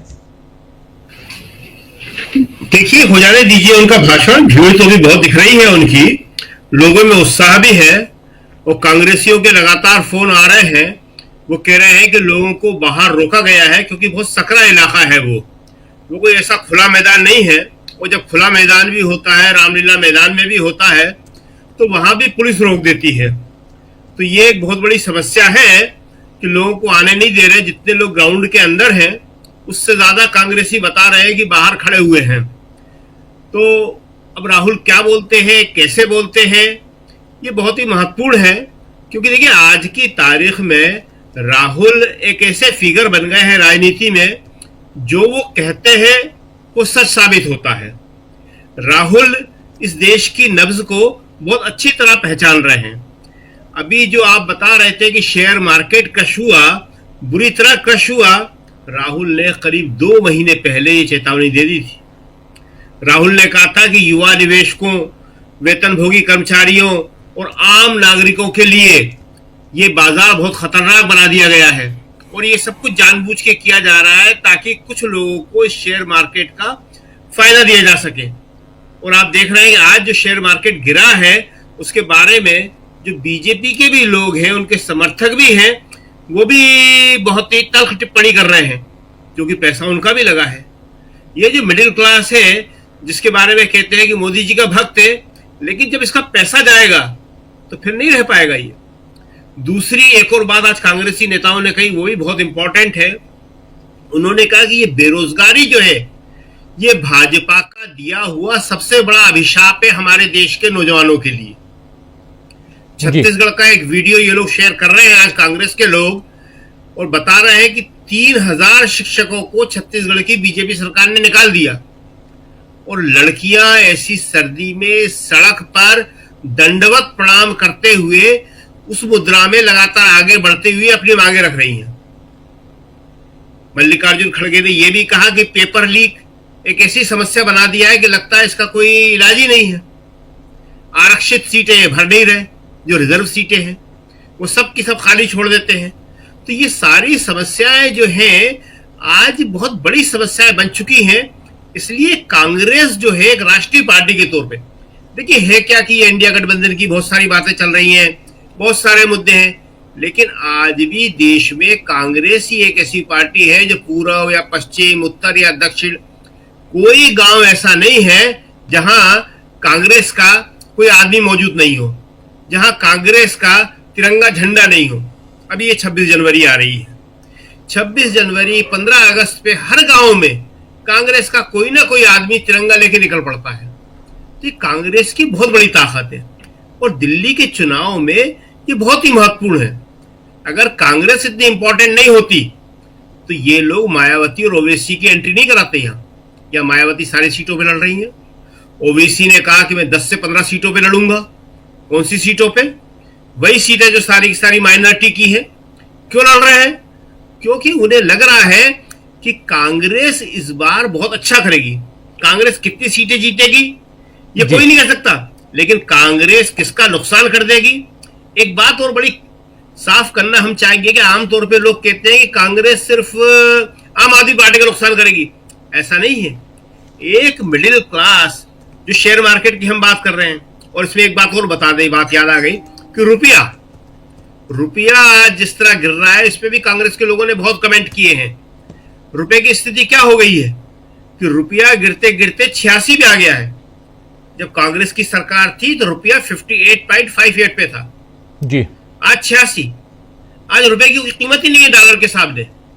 तो ये सारी की सारी चीजें आज जो है लोगों के बीच आ गई हैं, और खासतौर से मिडिल क्लास के बीच में। मिडिल क्लास के लड़का और लड़की बाहर है, वही पैसे पहुंचाता है। तो ये जब सारी चीजें आ गई हैं तो बीजेपी जो है और उसका वोटर जो है वो भी बीजेपी छोड़ के कांग्रेस की तरफ शिफ्ट होता है। हमने शायद पहले भी बताया था कि 2020 का जो चुनाव था विधानसभा का, उसमें जो है कांग्रेस का वोटर का एक हिस्सा बीजेपी को भी गया था। 2015 के चुनाव में कांग्रेस के वोट का ज्यादातर हिस्सा आम आदमी पार्टी को गया, 2020 में बीजेपी को भी गया। तो कांग्रेस के पास ये दोनों वोट वापस आएगा अगर कांग्रेस मजबूती से चुनाव लड़ लेगी। इसलिए राहुल की आज जो रैली है सीलमपुर की, वो बहुत ही इंपॉर्टेंट है जी। बिल्कुल। उससे पहले कांग्रेस अध्यक्ष, प्रदेश कांग्रेस अध्यक्ष दिल्ली के, वो भाषण दे रहे हैं, और उनके भाषण के बाद राहुल गांधी का भाषण आएगा, हम वहां भी चलेंगे, उनकी बात भी सुनेंगे। जरा प्रशांत जी आपके पास फिर से आना चाहता हूं, और चर्चा इधर राहुल गांधी, चूंकि उनके भाषण का काफी इंतजार इसलिए भी है कि आखिर वो इस नए बैनर के तहत, यानी जय बापू, जय भीम, जय संविधान के नाम से जो रैली का आगाज हो रहा है आज, उसके तहत भाषण देंगे। जरा ये भी समझना होगा, हम लोगों को भी बड़ी इच्छा है कि सुने कि आखिर इन तीनों, यानी बापू, भीम और संविधान, ये तीनों नाम लेकर राहुल गांधी आगे किस रणनीति के साथ सियासत को, कांग्रेस की सियासत को आगे बढ़ाते हैं, ये देखना बड़ा दिलचस्प होगा, इसलिए भी इंतजार है। जरा आपकी प्रतिक्रिया इस पे। अनम्यूट कीजिए प्लीज। चाहे वो सीलमपुर हो जहां राहुल गांधी अभी रैली करने जा रहे हैं, या दिल्ली की किसी बस्ती में आप जाइए, आपको डॉक्टर अंबेडकर की कई मूर्तियां वहां दिखाई देंगी। जगह जगह। ये इम्पैक्ट है वहां पे। वो क्यों मूर्तियां दिखाई देंगी कि दिल्ली का जो अनरिकग्नाइज कॉलोनीज हैं और जो झुग्गी बस्ती है, अधिकांश वहां पे जो लोग हैं या तो प्रवासी लोग रहते हैं या यूपी बिहार या आसपास के प्रदेशों के आए हुए काम के सिलसिले में, या फिर वो वंचित समाज के लोग रहते हैं। और इसलिए डॉक्टर अंबेडकर का जो मुद्दा है, जो अमित शाह का पार्लियामेंट वाला, उसका इम्पैक्ट इन इलाकों में जरूर होगा। और बीजेपी ने क्या किया कि जब डॉक्टर अंबेडकर के बारे में एक बयान दिया, जो आपत्तिजनक बयान था अमित शाह का, बीजेपी ने राहुल गांधी को उसका चेहरा बना दिया, उसके प्रतिरोध का। दो सांसदों को अस्पताल भेज दिया, आईसीयू में भेज दिया, राहुल गांधी पे आरोप लग गए, FIR लग गई। जाहिर सी बात है कि राहुल गांधी उस सेंट्रल स्टेज पे हैं। बहुत महत्वपूर्ण होगा कि आज राहुल गांधी बोलते क्या हैं, क्योंकि अगर आप देखिएगा कि इंडिया गठबंधन की या एक बड़ी पार्टी होने की जो एक मजबूरी थी, वो कांग्रेस के सामने थी। तो कांग्रेस, आम आदमी पार्टी, तो चाहे गुजरात का इलेक्शन हो या पंजाब का इलेक्शन हो, आम आदमी पार्टी ने कांग्रेस को कोसने में कोई कसर नहीं रखी। लेकिन कांग्रेस ने पलटवार नहीं किया था अभी तक। चलिए जरा सीधे ले चलना चाहता हूं प्रशांत जी। राहुल गांधी आ गए अब भाषण देने के लिए। जरा राहुल गांधी के भाषण को सुनते हैं, क्या कह रहे हैं, जिसका इंतजार है हम सबको। सुनते हैं, जरा सीधे ले चलता हूं, चलिए। काजी निजामुद्दीन जी, देवेंद्र यादव जी, अनिल चौधरी जी, संदीप दीक्षित जी, राजेश लिलोतिया जी, हरून यूसुफ जी, उदित राज जी, स्टेज पे हमारे कैंडिडेट्स, सीनियर नेता और प्यारे भाइयों और बहनों, कांग्रेस पार्टी के कार्यकर्ताओं, आप सबका यहां बहुत बहुत स्वागत, नमस्कार। कैसे हैं आप लोग? मूड अच्छा है आपका?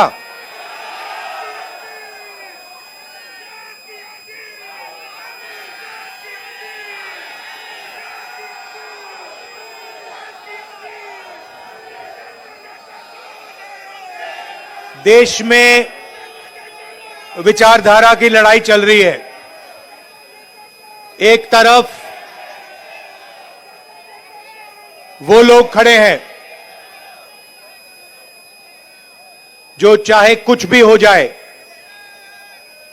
चाहे कुछ भी हो जाए, इस संविधान की रक्षा करेंगे। संविधान में साफ लिखा है, पहले पेज पे लिखा है कि हिंदुस्तान हर हिंदुस्तानी का है,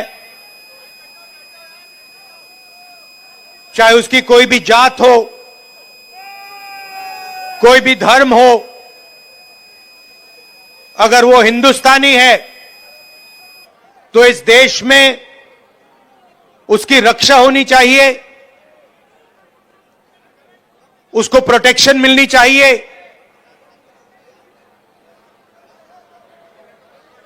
कॉन्स्टिट्यूशन कहता है। और आजकल बीजेपी के लोग, आरएसएस के लोग इस संविधान को खत्म करने में लगे हुए हैं, नफरत फैलाते हैं, एक भाई को दूसरे भाई से लड़ाते हैं,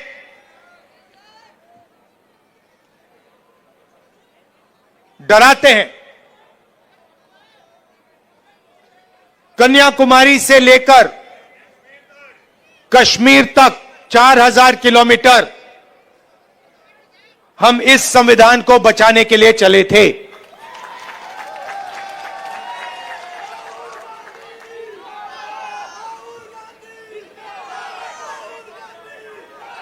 अंबेडकर जी के संविधान पर रोज नरेंद्र मोदी, बीजेपी और आरएसएस के लोग आक्रमण करते हैं।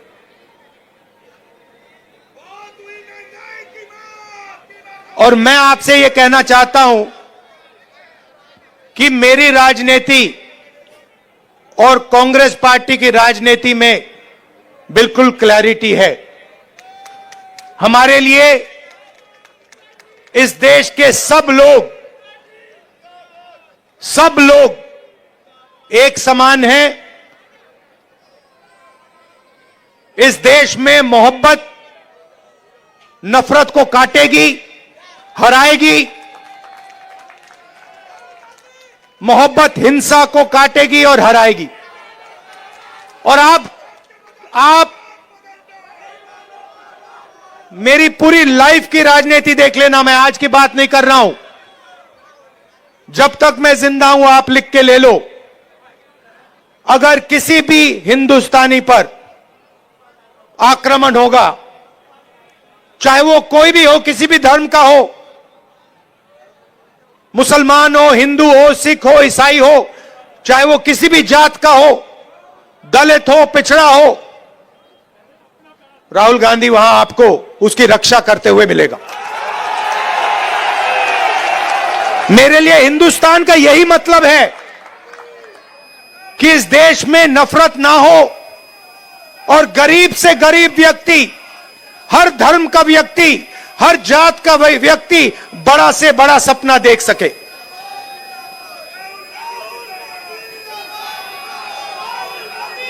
ऐसा हिंदुस्तान मैं नहीं चाहता हूं और हम नहीं चाहते हैं जहां अरबपति जो भी करना चाहे कर ले, अदानी अंबानी जैसे लोग पूरे देश को खरीद लें, सारे के सारे बिजनेस कंट्रोल कर लें, सारे एयरपोर्ट्स ले जाएं, सारे पोर्ट्स ले जाएं, सड़कें उनकी, जमीन उनकी, पावर प्लांट उनके, और गरीब जनता देखती रह जाए, भूखी मर जाए।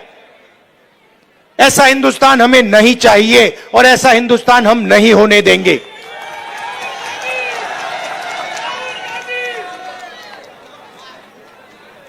मैं जहां भी जाता हूं, अपनी मीटिंग्स में 2-3 चीजें कहता हूं और यह आपको अच्छी तरह समझना होगा।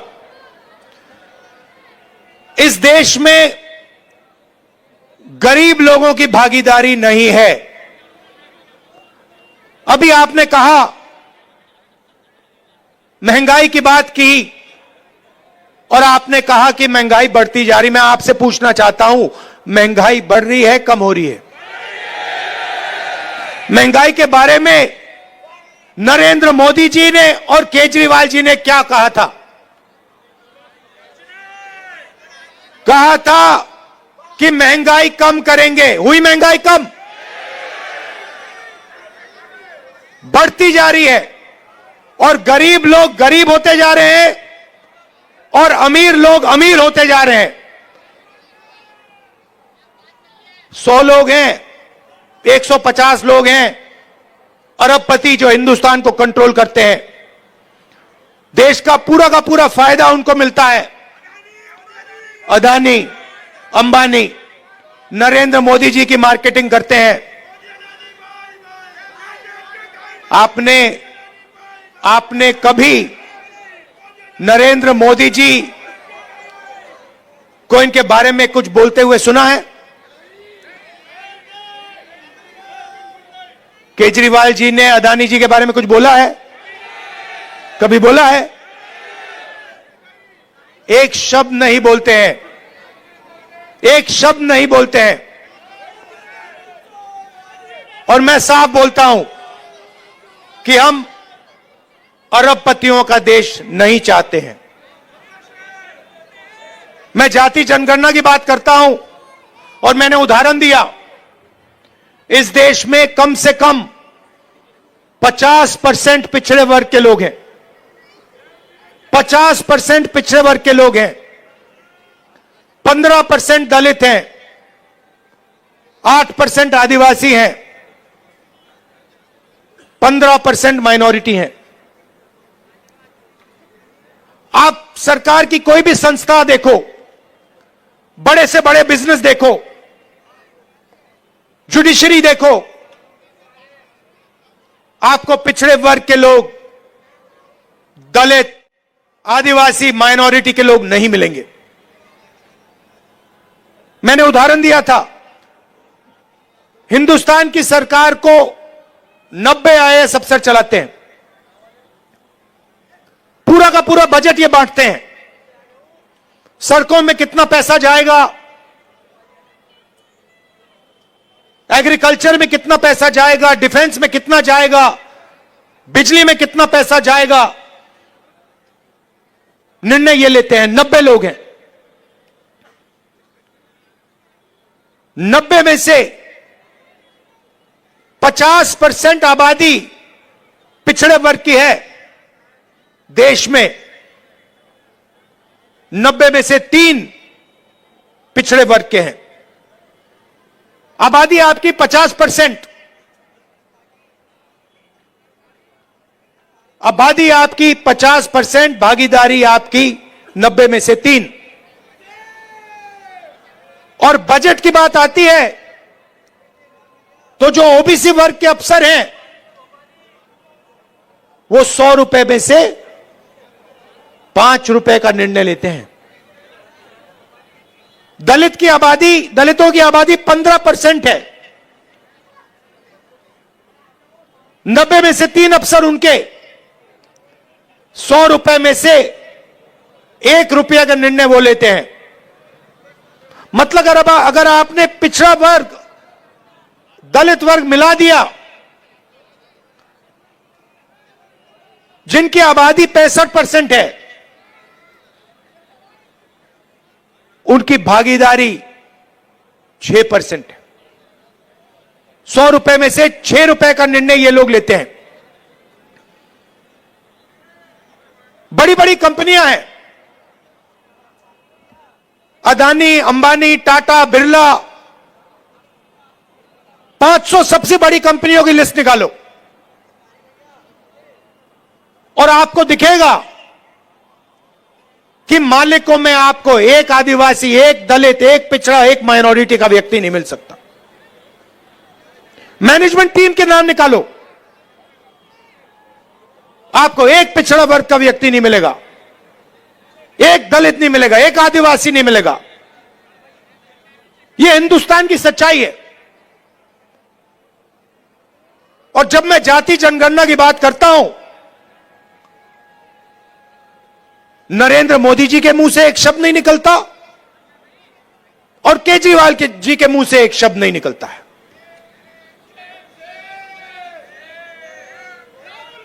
क्योंकि दोनों चाहते हैं कि देश में पिछड़े वर्ग को, दलित को, आदिवासियों को, माइनॉरिटीज को भागीदारी ना मिले।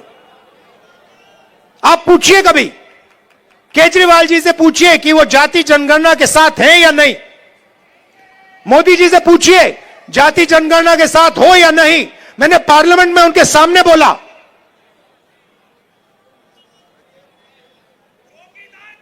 नरेंद्र मोदी जी बैठे थे, मैंने उनसे साफ कहा, नरेंद्र मोदी जी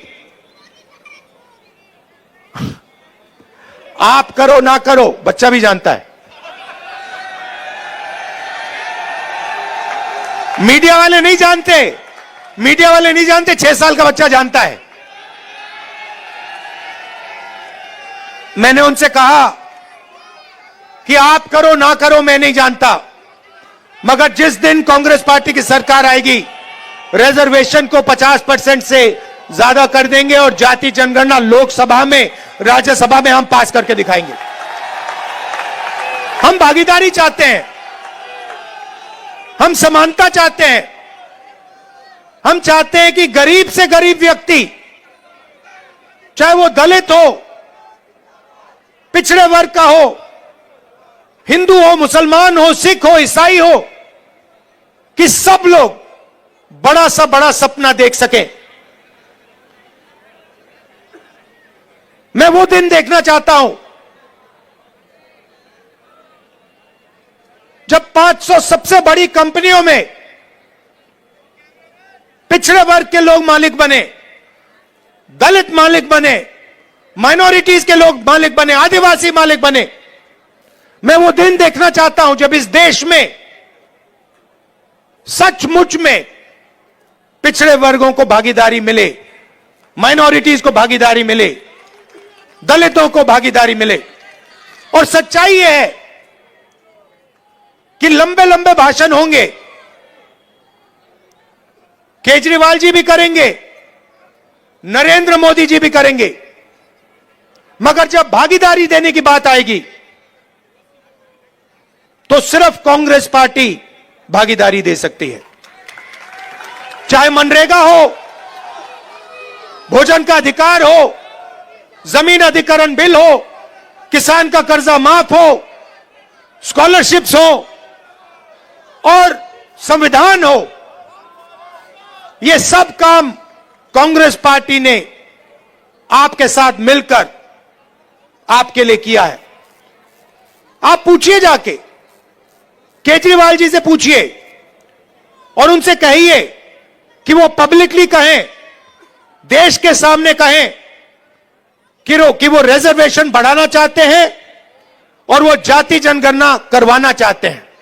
हमारी सरकार आएगी दिल्ली में, एकदम हम जाति जनगणना करके दिखाएंगे और सबको पता लग जाएगा, दलितों को पता लग जाएगा कि आपकी दिल्ली में, दिल्ली की सरकार में, दिल्ली की संस्थाओं में, दिल्ली के गवर्नमेंट में कितनी भागीदारी है।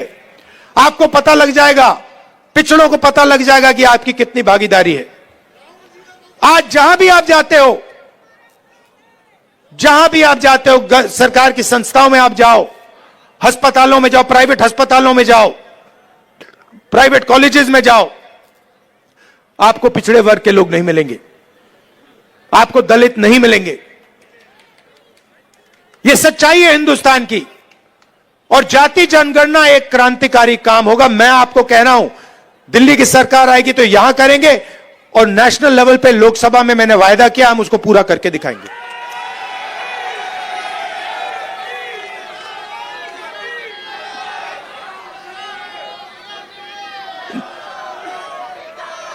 जब केजरीवाल जी आए थे, आपको याद होगा, शीला जी की सरकार थी, आपको याद है वो दिल्ली, याद है आपको?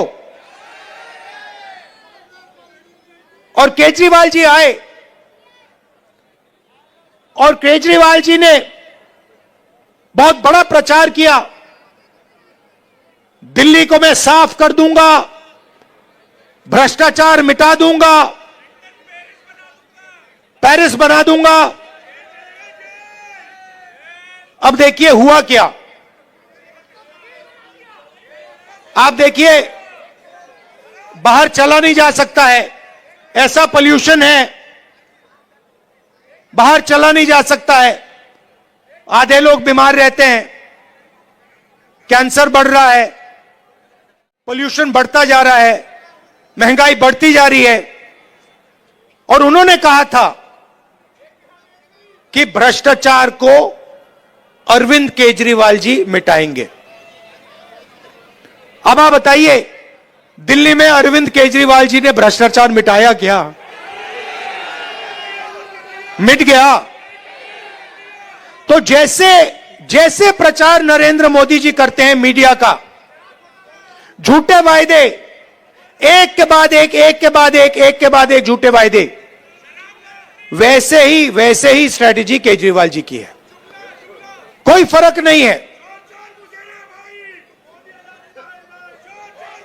ये सच्चाई। और आप जानते हो, जो मैंने शुरुआत में कहा,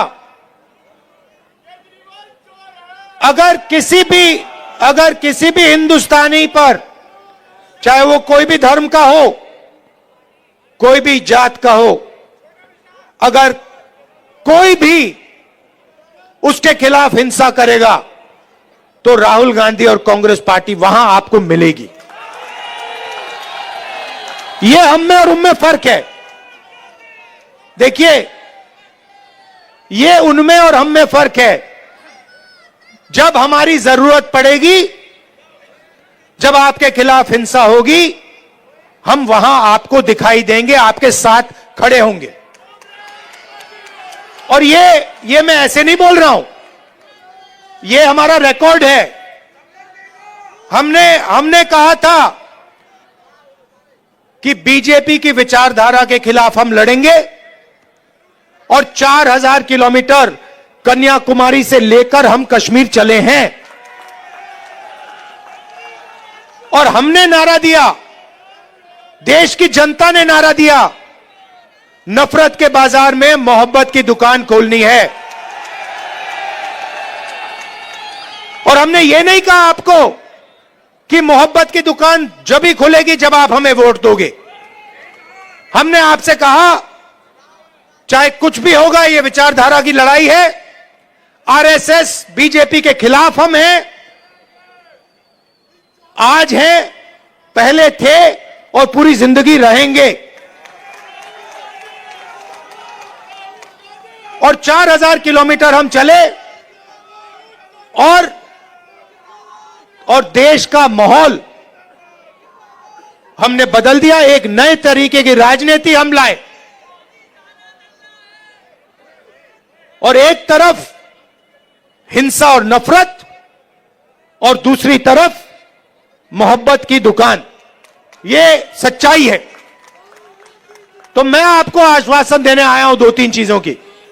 सबसे पहले, हिंदुस्तान सबका है, गरीबों का है, 10-15 अरबपतियों का हिंदुस्तान नहीं है। दूसरी बात, इस हिंदुस्तान में संविधान सबसे जरूरी है, इसकी रक्षा हमने की है। आपने देखा होगा, पहले नरेंद्र मोदी जी 400 पार की बात कर रहे थे, छाती फैला के 400 पार, और चुनाव के बाद संविधान को उन्होंने ऐसे किया, सिर पे लगाया। यह काम कांग्रेस पार्टी ने करवाया है। कांग्रेस पार्टी ने साफ उनको कह दिया कि देखो, बाकी सब ठीक है, अगर संविधान पर आक्रमण किया तो फिर हिंदुस्तान आपको माफ नहीं करेगा, देश आपको माफ नहीं करेगा। तो यह मैं आपसे कहना चाहता हूं, यहां पे कांग्रेस पार्टी का पूरा समर्थन कीजिए, कांग्रेस पार्टी को जिताइए। और जो पहले हम विकास करते थे, जो पूरी दुनिया को मालूम है, जो शीला दीक्षित जी ने काम किया था, जब कांग्रेस पार्टी कर पाएगी। कांग्रेस पार्टी कर सकती है, ना केजरीवाल जी कर सकते हैं, ना बीजेपी कर सकती है, यह सच्चाई है। और आपने देख लिया है, आपके सामने सच्चाई है, दिल्ली की सच्चाई आपके सामने है, महंगाई की सच्चाई आपके सामने है, सड़कों की सच्चाई आपके सामने है, पोल्यूशन की सच्चाई आपके सामने है। तो कांग्रेस पार्टी को आप पूरा समर्थन दीजिए, हमारे कैंडिडेट्स को यहां जिताइए और दिल्ली में हमारी सरकार बनवाइए। आप सबका बहुत बहुत धन्यवाद। और कांग्रेस पार्टी के जो हमारे कार्यकर्ता हैं, हमारे जो बब्बर शेर हैं, आप सबका दिल से बहुत बहुत धन्यवाद। नमस्कार, जय हिंद, नमस्कार। तो यहां आप सुन रहे थे, देख रहे थे कि यहां राहुल गांधी अपनी बात रख रहे थे और बहुत पुरजोर तरीके से इन्होंने बातें अपनी रखी हैं। जरा उसका एक छोटा सा अंश, एक बहुत महत्वपूर्ण बात उन्होंने जो कही है, उसका एक छोटा सा अंश यहां सुनाना चाहूंगा और फिर एक छोटा छोटा कमेंट। मैं जान रहा हूं कि समय खत्म हो चुका है आप लोगों का भी, और लेकिन राहुल गांधी के इस भाषण पर चूंकि आगाज है और सीधा हमला अरविंद केजरीवाल पर भी करते हुए नजर आए, और यही देखना था कि अरविंद केजरीवाल पे राहुल गांधी कुछ कहते हैं कि नहीं कहते हैं। यह बहुत महत्वपूर्ण था। लेकिन पहले एक महत्वपूर्ण बात जो राहुल गांधी ने कही है, जरा स्क्रीन पे ले आइए, उसको भी सुनते हैं और फिर सीधे शकील जी, फिर प्रशांत जी और तमाम आप साथियों के बीच आता हूं। बीजेपी के लोग, आरएसएस के लोग इस संविधान को खत्म करने में लगे हुए हैं, नफरत फैलाते हैं, एक भाई को दूसरे भाई से लड़ाते हैं,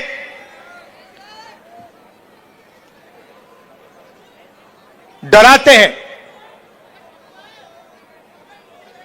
कन्याकुमारी से लेकर कश्मीर तक 4000 किलोमीटर हम इस संविधान को बचाने के लिए चले थे।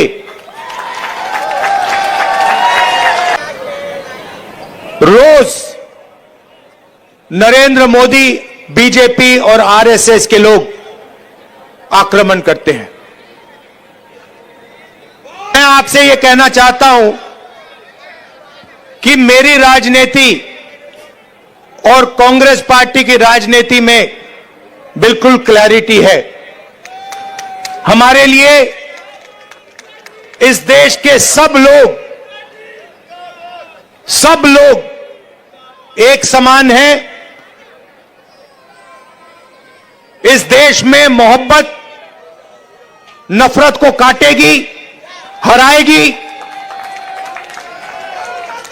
मोहब्बत हिंसा को काटेगी और हराएगी। और आप मेरी पूरी लाइफ की राजनीति देख लेना, मैं आज की बात नहीं कर रहा हूं। जब तक मैं जिंदा हूं, आप लिख के ले लो, अगर किसी भी हिंदुस्तानी पर आक्रमण होगा, चाहे वो कोई भी हो, किसी भी धर्म का हो,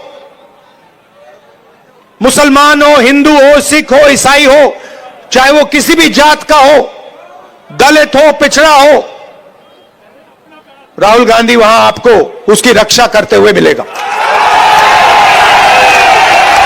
मेरे लिए हिंदुस्तान का यही मतलब है कि इस देश में नफरत ना हो और गरीब। राहुल गांधी रक्षा करते हुए मिलेगा, मुसलमान हो, हिंदू हो, सिख हो, ईसाई हो, ये तमाम बातें, और बीजेपी पर भी हमला करते हुए, बोलते हुए, लेकिन साथ साथ राहुल गांधी यहां आप जानते हैं कि बहुत ही इंपॉर्टेंट वे में जिस बात को हम समझना चाहते थे कि आखिर आम आदमी पार्टी और केजरीवाल पर क्या कहते हैं, पैरेलली लेकर चल रहे थे। शकील जी, देखिए राजीव जी, इससे प्रभावशाली भाषण और क्या होगा। और वहां पे मौजूद जो श्रोता थे, जनता थे, उनका रिस्पांस देखिए। जनता का रिस्पांस बता रहा है कि उन्होंने राहुल गांधी के भाषण को पूरी तरह समझा है और सराहा है। नेक्स्ट, केजरीवाल पे एक बार, 2 बार, 3 बार, 4 बार, हमारे ख्याल में 8-10 बार उनका नाम लेकर उन्होंने हमला किया। महंगाई पे बोला, क्या केजरीवाल महंगाई पे बोलते हैं? महंगाई कम की। अडानी का बोला, क्या अडानी के खिलाफ केजरीवाल बोलते हैं? जाति गणना पे बोला, क्या केजरीवाल जाति गणना की मांग करते हैं? इस तरह आज राहुल गांधी ने स्पष्ट कर दिया कि ये चुनाव कांग्रेस पूरी ताकत से, पूरे दम से लड़ रही है, और साफ साफ कहा कि दोनों चाहते हैं। एक समान कर दिया उन्होंने। अब उन्होंने कोई फर्क नहीं रखा है बीजेपी में और आम आदमी पार्टी में, मोदी में और केजरीवाल में। दोनों को उन्होंने एक ही खांचे में, एक ही ग्रुप में डाल दिया है पूरा का पूरा, और उन दोनों के खिलाफ लड़ रहे हैं। और उन्होंने जो सबसे खास बात कही है वो ये कही है कि शीला दीक्षित की जो यहाँ पे विरासत है, शीला का नाम लेके कहा उन्होंने, उसको लेके हम चुनाव लड़ रहे हैं। और शीला दीक्षित के ऊपर केजरीवाल ने जो हमले किए थे, और आज केजरीवाल ने क्या किया। तो आज का जो राहुल गांधी का भाषण है, हमें नहीं लगता कि इससे प्रभावशाली भाषण और कोई हो सकता है। उन्होंने यहाँ से पूरी दिल्ली को संबोधित किया है। पूरे दिल्ली के जो कैंडिडेट हैं वो यहाँ पे मौजूद थे, और जो उन्होंने बड़ा भावुक शब्द वाक्य बोला है कि जब तक मैं जिंदा हूं तब तक कोई हिंदू हो, मुसलमान हो, किसी जाति का हो, किसी धर्म का हो, उसकी रक्षा मैं करूंगा, कांग्रेस उसकी रक्षा करेगी। इसका असर बहुत बड़ा होने वाला है। और जो लोग नारे लगा रहे थे, जो लोगों का रिस्पांस था, वो अपने आप में ये बता रहा था कि जनता जो है राहुल गांधी के भाषण से कितनी प्रभावित थी। राहुल गांधी का जो आत्मविश्वास था वो आप देख ही रहे थे कि किस तरह आत्मविश्वास में था। वो आज केजरीवाल में या मोदी जी में नहीं दिखता है। और उन्होंने जो एक और खास बात कही, जो बड़े साफ साफ ढंग से बताई कि 88% का उन्होंने जो है डाटा बता दिया जी। इतना ओबीसी 50%, इतना दलित, इतना माइनॉरिटी, इतना आदिवासी, 88% होता है 88%। इस 88% को देश के अंदर 3%, 5% से ज्यादा भागीदारी नहीं मिल रही है। तो ये मैसेज राहुल ने बड़ा क्लियर दे दिया कि अगर हम आएंगे दिल्ली में जाति गणना कराएंगे, और देश के बारे में तो उन्होंने बता ही दिया। वादा ही था उनका लोकसभा के अंदर, उन्होंने कहा था कि मैं लोकसभा के अंदर जाति गणना का प्रस्ताव पास कराऊंगा। और देखिए राहुल गांधी ने जो जो कहा है कि जनता को सब मालूम है, जनता बोलती जा रही थी। राहुल ने कहा आपको मालूम है, उन्होंने कृषि के काले कानून कहा था वापस लेंगे, वो हुए। तो सारी बातें राहुल की सही साबित होती जा रही है और जनता को एक एक बात याद है। इसलिए आज राहुल गांधी का भाषण, राहुल की जो चुनाव में एंट्री थी और कांग्रेस का जो प्रचार उन्होंने शुरू किया, वो बहुत ही इंपॉर्टेंट है और उसका असर होगा। जी राजीव जी जी बिल्कुल बिल्कुल। सुनील शुक्ला जी, क्या कहेंगे राहुल गांधी के इस भाषण पे, जिसमें वो साफ साफ केजरीवाल पे हमला बोलते हैं, पूछ रहे हैं कि केजरीवाल ने जाति जनगणना पर कुछ नहीं बोला। साथ साथ ये कह रहे हैं कि जब केजरीवाल आए थे तो शीला दीक्षित की सरकार थी उस वक्त जब आंदोलन चल रहा था, और केजरीवाल ने बहुत बड़ा प्रचार किया, दिल्ली को साफ रखूंगा, पेरिस बना दूंगा, पोल्यूशन बढ़ रहा है, कैंसर बढ़ रहा है। ये बातें फिर दिल्ली में प्रचार, जब जैसे प्रचार मोदी करते हैं वैसे ही स्ट्रेटेजी अरविंद केजरीवाल की भी है, दोनों को जोड़ते हुए। और उसके साथ साथ आपने सुन लिया, चाहे अदानी का मामला हो, अंबानी का मामला हो, इन सब मामले पे भी अरविंद केजरीवाल ने कुछ नहीं कहा। यानी कई बार पैरेलली लेकर आए नरेंद्र मोदी के सामने अरविंद केजरीवाल को। क्या स्ट्रेटेजी है यहां पे, क्या कुछ दिखाई देता है? राहुल गांधी ने बड़ी सफलतापूर्वक आम आदमी पार्टी सरकार के खिलाफ नैरेटिव सेट कर दिया, जो अब तक बीजेपी नहीं कर रही थी। राहुल गांधी ने आम आदमी पार्टी और बीजेपी दोनों को साथ साथ जाति जनगणना के खिलाफ खड़ा किया, दोनों को सामाजिक सशक्तिकरण के खिलाफ खड़ा कर दिया।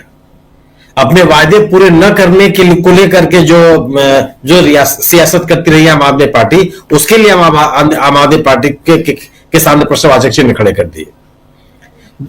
इस समय आम आदमी पार्टी और भारतीय जनता पार्टी को चुनौती देने के लिए आवश्यकता था, एक सीधे एक आक्रामक रवैया अख्तियार करने की आवश्यकता थी, जो भारतीय जनता पार्टी भी नहीं कर पा रही थी।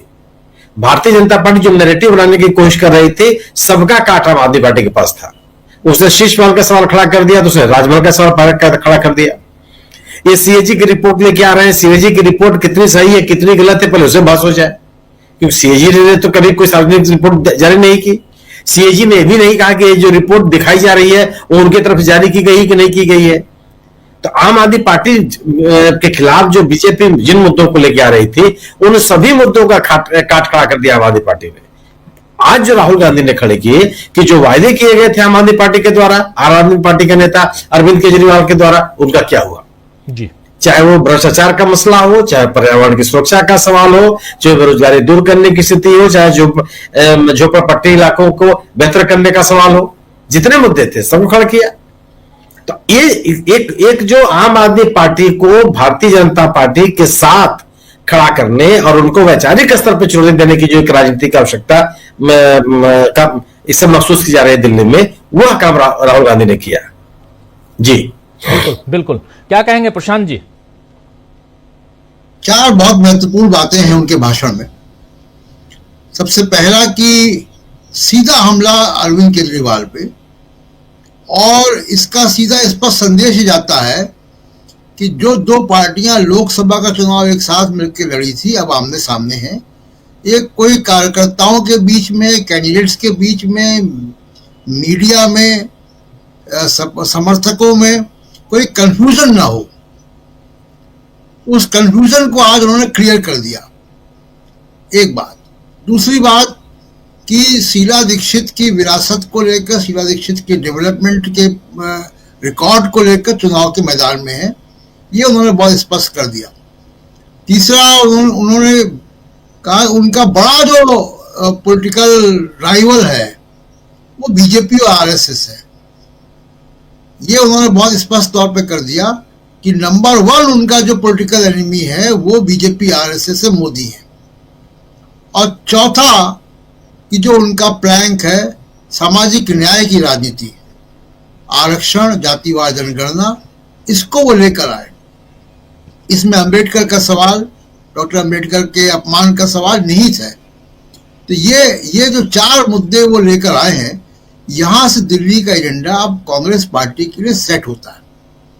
अब देखना ये कि इसको आगे कांग्रेस पार्टी के कैंडिडेट, वर्कर, उनकी मीडिया टीम इसको आगे कैसे ले जाती। एक जो कमी दिखाई दी मुझे, वो कमी ये दिखाई दी कि प्रदूषण की बात तो उन्होंने की, लेकिन दिल्ली के लोगों की जो समस्याएं हैं, जो उनकी आकांक्षाएं हैं, चाहे वो बस्तियों में रहने वाले लोग हो, चाहे वो फ्लैट में रहने वाले लोग हो, वो जो स्थानीय समस्याएं हैं दिल्ली की, वो जो फौरी समस्या जिनका कि फौरी निदान है, सड़कों की स्थिति खराब है, पीने के पानी की स्थिति खराब है, बेरोजगारी है, ये सारी जो समस्याएं हैं, इसका कोई उन्होंने स्पष्ट तौर पे एक रोड मैप नहीं दिया।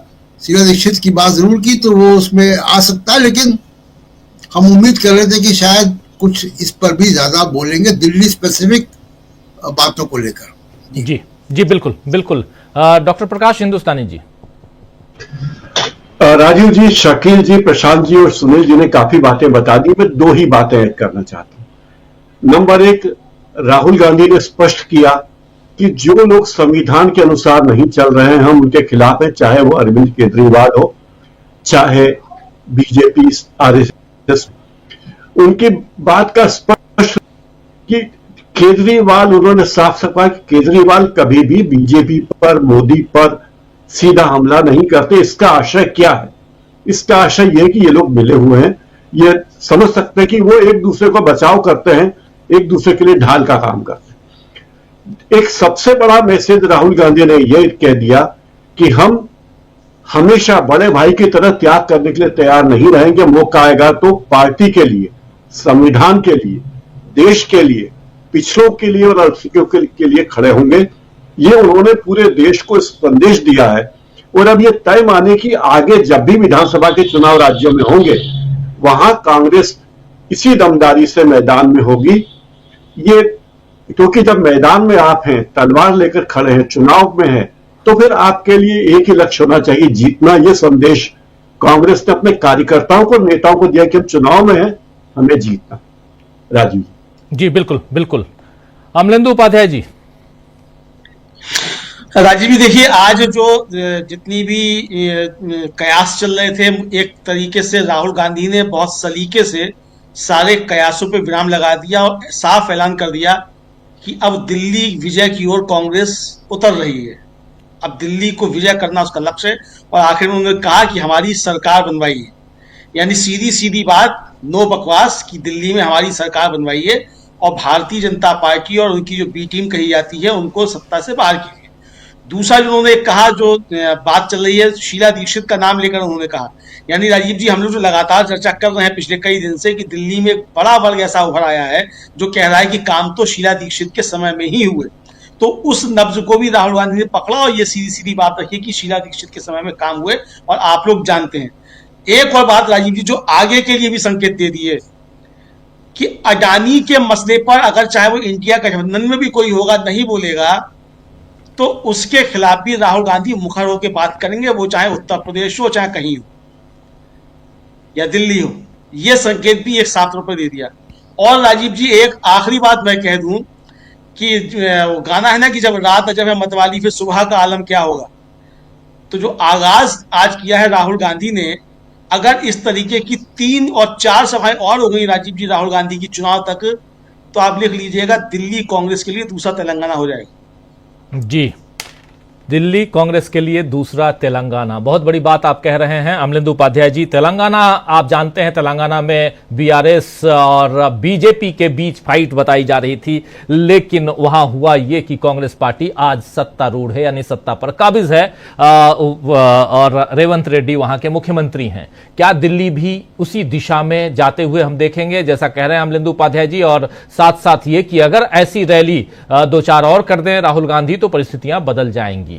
आने वाला वक्त बताएगा। अभी दिल्ली के चुनाव का आगाज हो चुका है। दिल्ली में 5 तारीख को यानी 5 फरवरी को चुनाव है और काउंटिंग जो है वो है 8 फरवरी को। तो ज्यादा वक्त नहीं है, महीने भर से कम का वक्त। और इस बीच कुंभ का मजा लीजिए, डुबकी लगाइए, रिकॉर्ड बनाइए। दिल्ली में सर्दी अपना आलम, सितम जो भी है वो ढा रही है, सितम ढा रही है, सर्दी का आलम है। और ऐसे में हम लोग गर्मा गर्म बहस और चर्चा और साथ में भाषण सुनते रहेंगे ऐसे ही। तो बहुत बहुत शुक्रिया सुनील जी, आपका बहुत बहुत शुक्रिया, प्रशांत जी, शकील जी, डॉक्टर प्रकाश हिंदुस्तानी जी और अमलेंदु उपाध्याय जी, आप सबका बहुत शुक्रिया। लंबे वक्त तक आप लोग जुड़े रहे। आप सब, अगर आपने हमारा YouTube चैनल अभी तक सब्सक्राइब नहीं किया तो इसको सब्सक्राइब कर लीजिए, वीडियो को लाइक और शेयर कीजिएगा और कमेंट करके बताइएगा भी कि इस परिचर्चा पर आपकी क्या राय है। धन्यवाद।